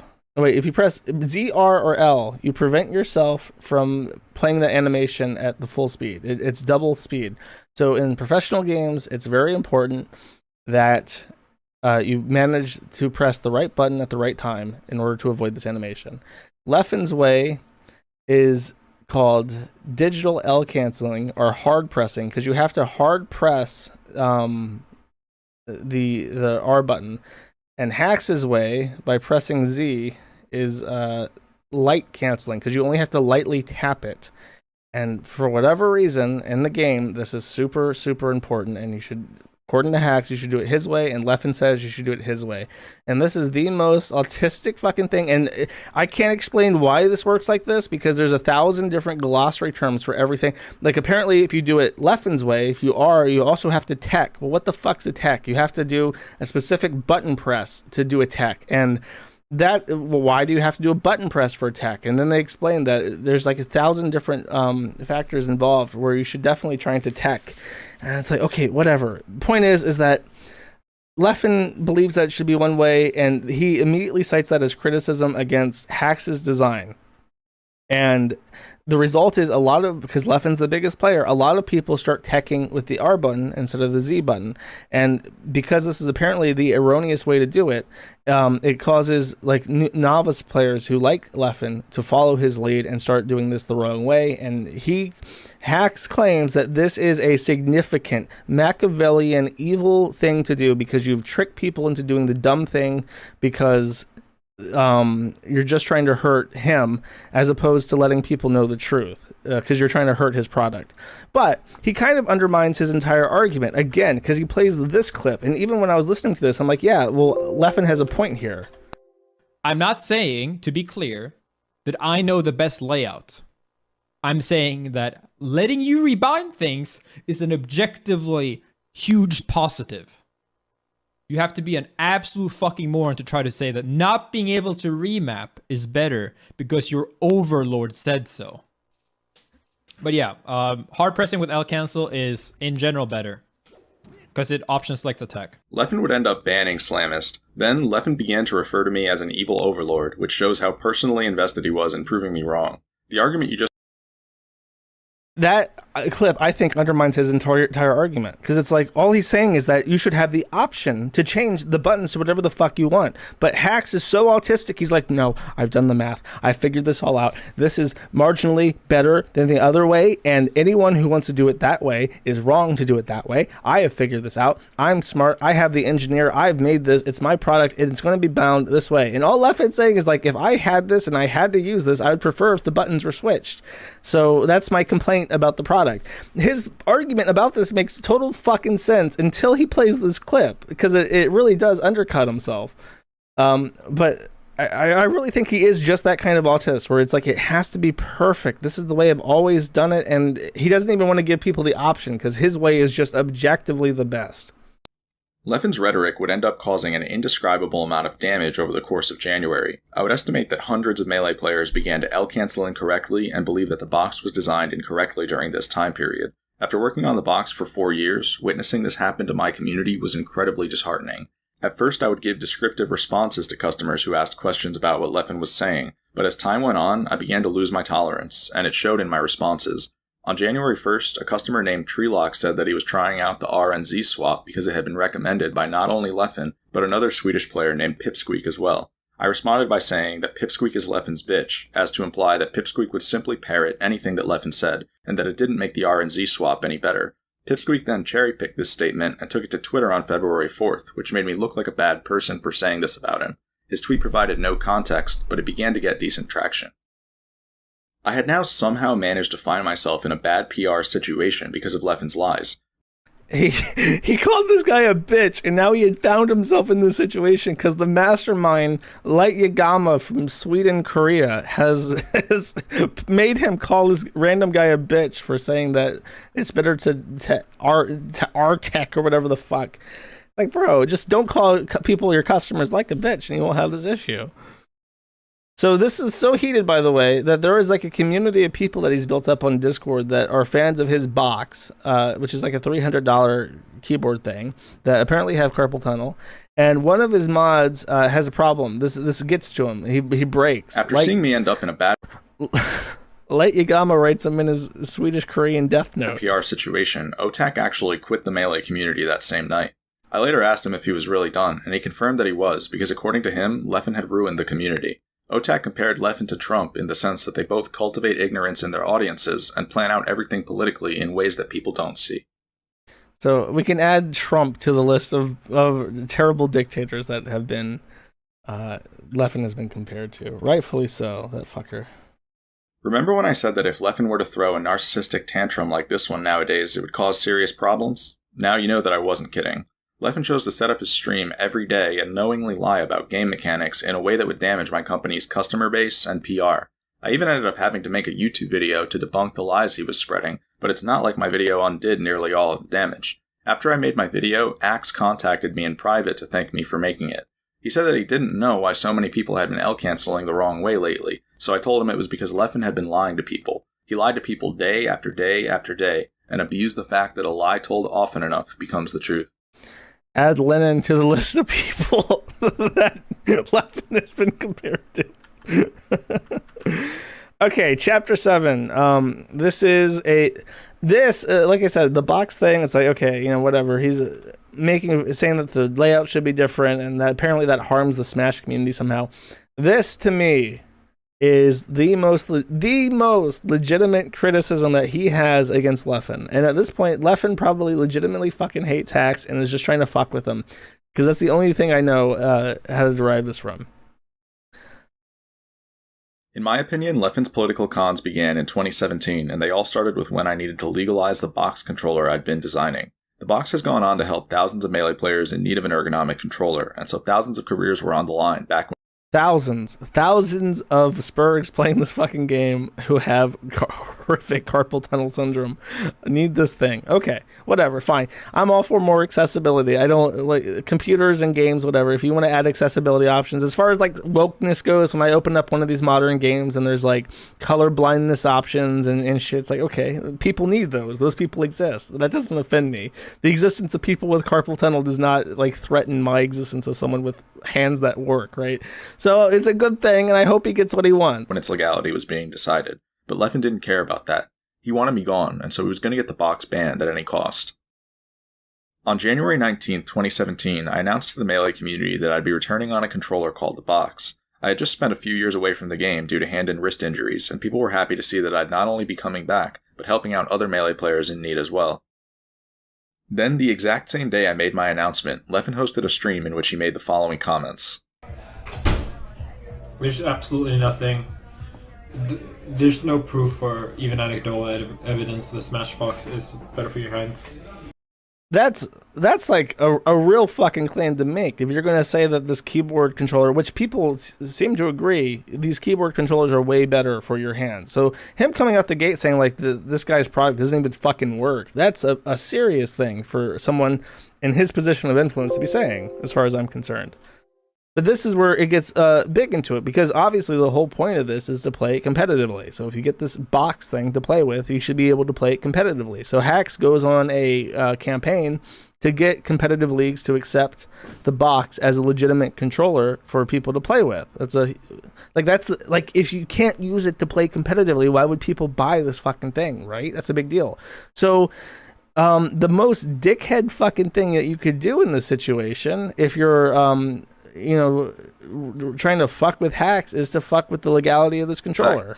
A week after I got home from Summit, Leffen began to flood Twitter with misrepresentations of everything I had told him. He even spread these misrepresentations to TOs such as Jabali and Mr. Wizard to try to reach a ban verdict as quickly as possible. When people asked Leffen what I thought about his tweets, he would clarify that I was in agreement with him, which wasn't true. And so I told Leffen that he was acting maliciously by putting words in my mouth.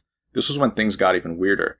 Leffen clarified that he had no malicious intent, but that he had made contact with the engineer who I was working with at the time. To be clear, Leffen lives in Sweden, and my engineer lives an hour away from me in New Jersey. When I saw Leffen's tweet, I realized that he had formed a strategic friendship, as he usually does. I didn't think too much of it at the time, but it would end up coming into play later. A week later, Leffen began to flood YouTube with anti-box propaganda. The first video he made was released on March 21st, 2017. It was only a minute long, and it was called Box Controller Exposed. The video he does not have the balls, by the way, to say its full name. Box Controller Exposed gone sexual. He omits that to keep the serious tone going. I appreciate that. This is another technical explanation, which I will sum up for you. This one's much easier to understand. Every Game Boy controller is made differently. There are imperfections, and basically when you move the analog stick into a specific direction, theoretically, when you move it as far as you can to the right, then there should be... your character should be moving 100% fast, as fast as it can to the right. But because of how it works and because of the imperfections in the controller, there is a marginal 1% difference between the perfect rightmost position of the analog controller and where it will naturally fall if you move the analog stick to the right. So people will physically carve into their controllers notches so that people will know where this 1% cardinality is, so that they can move to the right 1% faster than they would if they didn't hit this mark. However, if you have a digital controller like a box, for instance, there's no issue with this cardinality because it's made differently. It uses different components, so it always has that 1% cardinality. And then Leffen makes this video. It also affects up or down. This also affects airspeed. So, it also affects even the Smash DI and normal DI. So you can literally DI further on a keyboard or a digital input. Do what you will with this information. Leffen's video is incredibly disingenuous for several reasons. So even that in that video to me, it's like, do what you want with this information. He's trying to imply that this is a big fucking deal. That this box is a threat. This ergonomic, gimpy-handed retard controller is now the new threat in the Smash community because it can move 1% faster than a normal controller without the notches. And with the value before that. But what Leffen doesn't show you is that this is only okay, this is also, I just need to explain this. There is a specific situation that Leffen does as an example to show how the 1% cardinality rule lets you escape. But it requires two very precise things to get away from it. And apparently, there is already a fix. Like in tournaments, they use a program so that all Game Boy controllers hit this 1% mark all the time, even if the thing isn't notched or you're not using a digital controller. So it doesn't even matter. But he titles his video, Leffen does, as digital controller meta incoming, as is everyone's going to be forced to buy Hax's box if they want to be competitive still, because it has this great advantage. And it's just, to me, like, I've looked at this and I think this is bullshit. This fucking guy is trying to ruin this guy's career because he doesn't like him. And in retrospect, this gives a lot more credibility to his other statements, which just kind of look like him being a spurg and not being able to socialize with a guy who's like being a bully to him or whatever. But in this, it looks like he's actually trying to fuck with them in a tangible way. As of Royal Flush announcing that I'd be in attendance, Leffen hounded the TOs about redoing their controller rule set. This caused Royal Flush to rescind their invite. When Royal Flush rescinded their invite, I didn't care too much, as my engineer and I were mostly focused on a separate project at the time. Just to kind of, I think, I don't know if I missed this, but basically Double Down invited Hax to make a big grand return with his controller. And then Leffen tweets at them directly and says, so modded controllers are allowed, or are you just going to not post a rule set? So he's like actively bitching, like, hey, this guy's using a modded controller. Are you going to let him cheat like that? And he gets disinvited as a result. Which I think is a big fucking dick move. And that's when I started feeling sorry for this guy. It's like, this guy is like a spad, and he just wants to play his fucking game on this fucking gimpy nerd wheelchair controller. This is one of the funniest parts of the whole video. In December 2017, Leffen posted a video of himself stabbing a pancake that had a green Jigglypuff drawn on it. This video tells you that Leffen desperately wanted to get rid of HBox. It's identical to when he bought a red Adidas shirt shortly after losing to me at Genesis. Stalking and... He was wearing a red Adidas like pants or something to a competition that he lost, and Leffen immediately showed up on one of his streams wearing a red Adidas shirt. So he said that was a direct sign, which that is like the strongest sign of direct like schizophrenia, schizotypical syndromes, is that this man is gang stalking him by wearing a shirt. This thing about the Jigglypuff, that could be just for fun. HBox is apparently like the only pro player in the entire world who plays Jigglypuff, because the only way you can kill as Jigglypuff in a pro tournament is by like like bumping. I don't know how you fucking do it. Anyways, whatever. But it doesn't matter. He's the only one who plays Jigglypuff, so stabbing Jigglypuff is definitely HBox. But I think that's like being like friendly competitive. But with this, he's just like, he's trying to kill me because he's wearing a red Adidas tracksuit shirt, which is pretty fucking funny. This entire chapter is about his rivalry with HBox, which I think might have been like a friendly rivalry at some point, but then towards the end, like there's people literally chanting "fuck HBox" at the end, and Leffen has to say like, no, please don't denounce my rival, and they refuse to shake hands and shit. It's like really cringe, childish behavior between the two of them, and the community in general, like actively jeering people. But let's skip to this timestamp. Hardly anyone called fraud on Leffen's tweet either, but HBox... This is him saying, I don't like HBox or Puff, but seriously, crowds seem to be respectful. Get it together. His mother sure did. And to which... Oh, God, fuck it. Hardly anyone called fraud on Leffen's tweet either, but HBox's mother sure did. And the fact that she of all people called fraud tells you everything you need to know. So Leffen said that this crowd booing HBox was disrespectful, and HBox's mother tweets Leffen and says, you have been partly the creator of this hatred against my son. Shame on you. Life will show you the hate comes back to you. I don't know if that's a win or a lose, but it's definitely something. Chapter 8. Wait, that was chapter 8. Chapter 9. This is another grudge. This is about a black man named Salem. He plays this clip again where Trump is there. This one I am not going to play any clips from. We're going to skip right past it. The gist is that they don't like each other, and then Salem was removed from his sponsorship from Team Liquid, and Leffen celebrated it. And Hacks credits him being removed from Team Liquid due to an organized smear campaign by Leffen, because Salem, I believe, was the only Smash Brothers Melee content creator influencer guy who had more followers than he did. So that is chapter 9. Chapter 10. This is about Leffen, and I agree with him on this, is that Leffen is actively trying to like molest, like make himself an essential part of Me Too during all those horrific Super Smash Bros. Sex scandals that happened. Like Leffen became an anti-hero in the community because he's the lovable asshole. He's an asshole, but when things get rough, he's a beacon of light to look up to. So when the victims first started coming out, but before you knew it, the whole world was watching. Unfortunately, if there's anything last summer proved, it's that the Smash community is twice as naive as it thought it was. This is because just as sexual predators can live among us, the Dark Triad can live among us too. I only played that because he literally put Among Us fan art in this very he couldn't break character and like keep things serious in other parts of the film, but the video, but when it came time to make an Among Us joke, he was not going to pass that one up because he's the most fucking autistic person to ever live. Surely enough, Leffen would begin tweeting frequently on June 28th. The tweets he made over the course of the next few weeks gave victims hope and empowerment and caused him to become the community's beacon.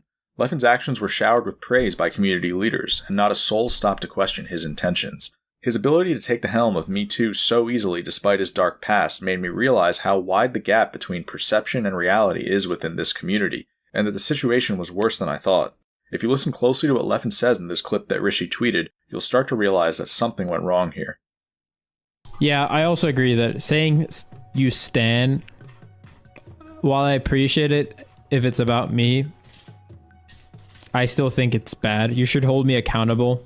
If I'm not entertaining, if I'm not doing shit like that, then don't fucking follow me. Don't watch me. I'm not your friend. I'm an entertainer. I'm a pro player. You shouldn't assume that I am a top. Just because I'm a top player, that I'm a top person. That I'm a great person, because you don't know me. It is very easy as a streamer to do your bad shit during the hours you don't stream. So that's him saying, don't stand me, I'm not a hero, whatever. For some reason, that's a point against him. I don't understand that either. It's like, whatever, that's a good point to make. The rest of this chapter is him trying to back up that he's actually not a good person, because he tells us, he actually, during this Me Too stuff where people are like getting raped and shit, he's saying that he's a victim, Leffen is, because he was on a plane, and this is a true story. It's just, there's some discrepancies, but he was in the plane and he was sitting next to another Smash player, and that person slapped the fuck out of him. And there are some differing accounts as to why Leffen got his shit slapped. But Leffen's account is that he was just victimized. He was slapped like 8 times, and he didn't do nothing wrong. He's a good boy. And the other account from the guy involved was that Leffen was being annoying as fuck, and he hit him on a plane in the air, which is, I'm pretty sure, like a felony to cause a disruption like that on a plane. But then Leffen keeps doing it. He keeps doing whatever is pissing this guy off. So he slaps him again. And like 8 years later, he's on Twitch crying about #MeToo. And that is the funniest fucking thing. If Hacks really wanted to get back at this guy, he would just make fun of him. He would commission artwork of Leffen being buck broken by some random person on an airplane. That would be funny. People would take his side on that one. #MeToo. Okay, chapter 11, which is... we're already, this is 2 hours in, by the way. People saying this is not abridged. You're being too wordy. This is too long. Actually, I have saved you a significant amount of your fucking life by watching this for you. Okay, so we're now in chapter 11, I think. Where the fuck is chapter 11? Oh. This is just more of him crying about being buck broken. There's a guy called Zero. He's a Super Smash Bros. Melee, and at this point, I was wrong. It's not the other guy, the black guy, Salem. Zero is the only Smash Bros. Player who is over Leffen.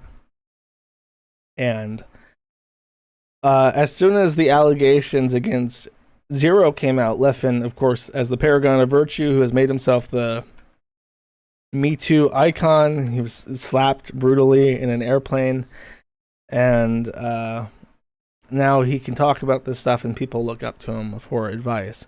The story with Zero is that when he was 19, he sent hentai to a girl who was 15, and years later she canceled him and said that he was a creepy sex pervert. And I'll save what happens in a second, but at some point, Leffen makes a statement about it, and he just kind of like shits all over Zero. Well, it's kind of backhanded. He's like shitting on Zero, but also saying, I would really like to be friends with him. I don't have anything against him, you guys.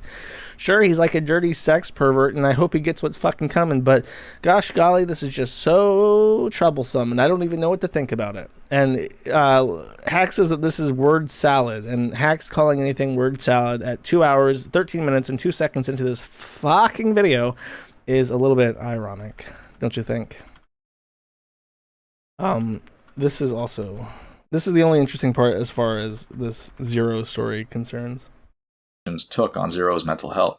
Unsurprisingly, it was later revealed that Zero had entered a suicidal state following the events of last summer. All eyes were on Leffen when this news came out, and so he responded by saying that he wished Zero well. Amazingly, this was all it took for Leffen to take the target off of his back. So, point is that Hacks would have liked Leffen to be held accountable for this man attempting to commit seppuku, or Sudoku as it's sometimes known, and people just said, like, yeah, he's not at fault for what this retard does. Which brings us to the last chapter, chapter 12. This is when the mask is pulled back and Mr. Hacks is back on the camera for us to look at. It's like 30 minutes of him just rambling. This isn't even like cut or edited. The rest of it is kind of edited for time to make a point, but this is just him on the mic saying whatever he wants. So I'll summarize it. Leffen blocks a ton of people. Blocking people makes people wary of being blocked. Because Leffen is the #1 Smash player, people in the community do not want to be blocked by him. To avoid being blocked, people will not call him out, and nobody is above him to call him out. Therefore, Leffen has created a dystopian society, and blocking should be illegal. He brings on that he uses his position to crush his competitors, to crush him, to crush the box, which is a good thing, which he teaches people how to light cancel correctly and also saves the hands of tens of millions of Smash players with carpal tunnel syndrome. And finally, the closing speech from Hex. You're going to receive a documentary this upcoming weekend that is intended to cause you to descend further and further into the pits of totalitarianism. And if you didn't have this video, honestly, that may just very well have been checkmate.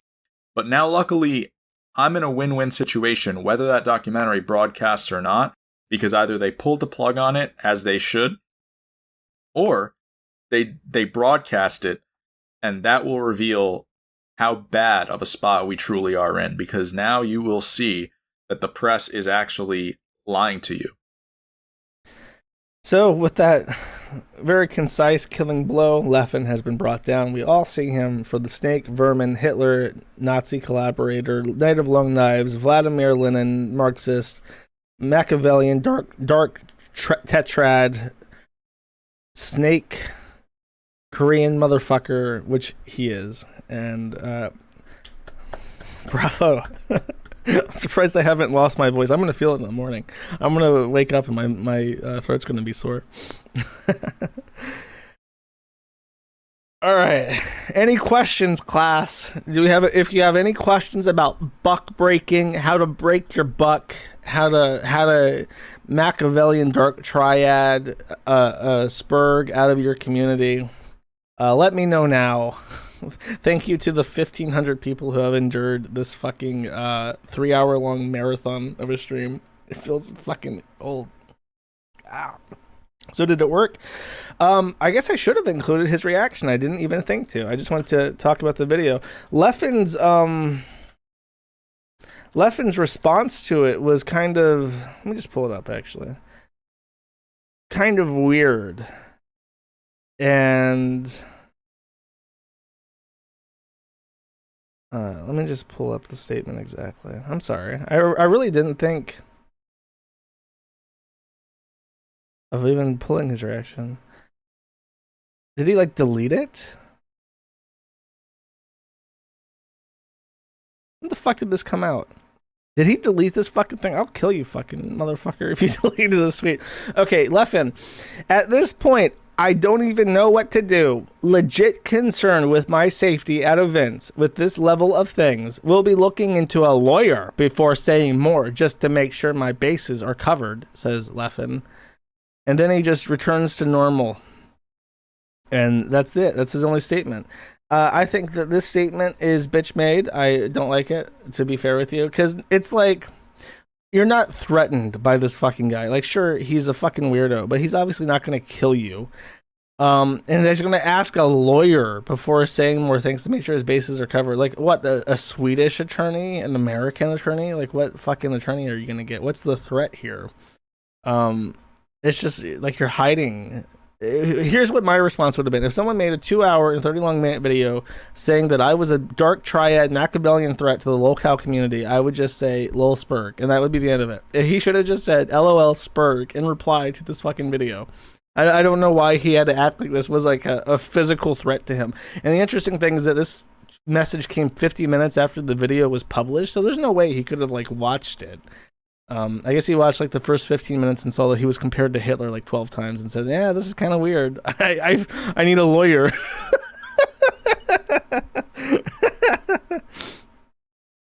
Lol countdown. That's a good one, too. Oh, God. Okay. That's it. If there's anything else, I don't care. I'm done. I have a nice outro song for us all. And I guess I'll see you guys next week. Bye-bye.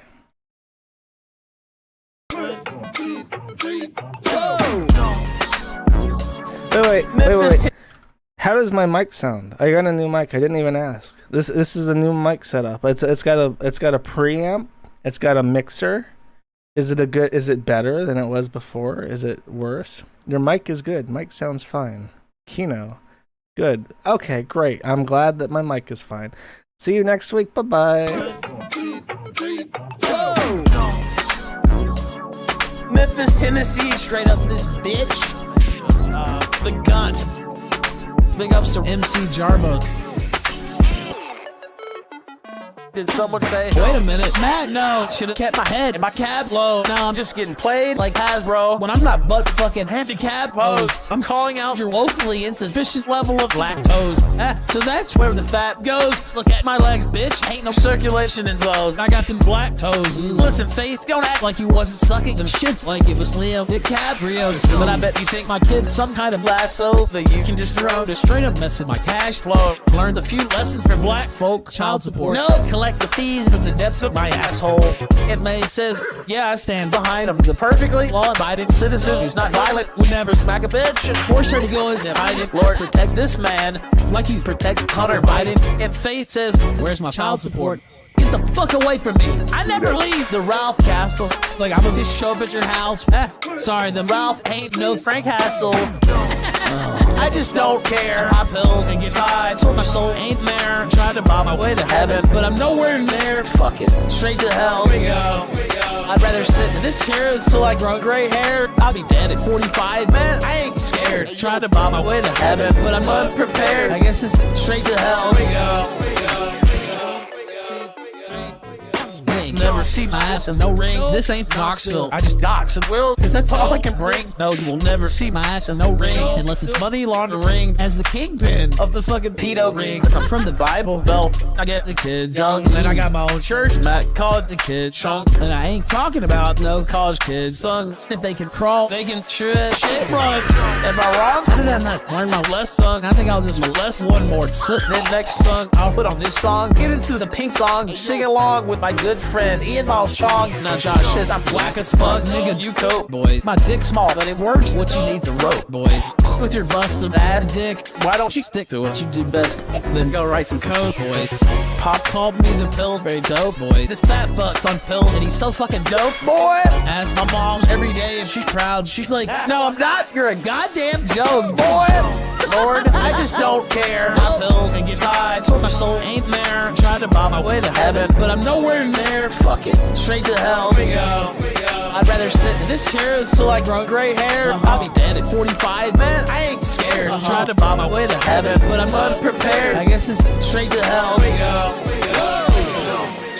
I just don't care. My pills and get high, so my soul ain't there. Court order deadline to pay this hoe's daycare. Fuck it, straight to jail we go. I'd rather sit in this chair until I grow gray hair. I'll be dead at 45, man. I ain't scared. Trying to buy my way to heaven, but I'm unprepared.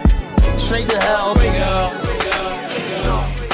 One more for the live audience. Thank you, ladies and gentlemen, for all the donations from all of you stupid, fucking dumbass motherfuckers. There's a lot of dumb motherfuckers around there.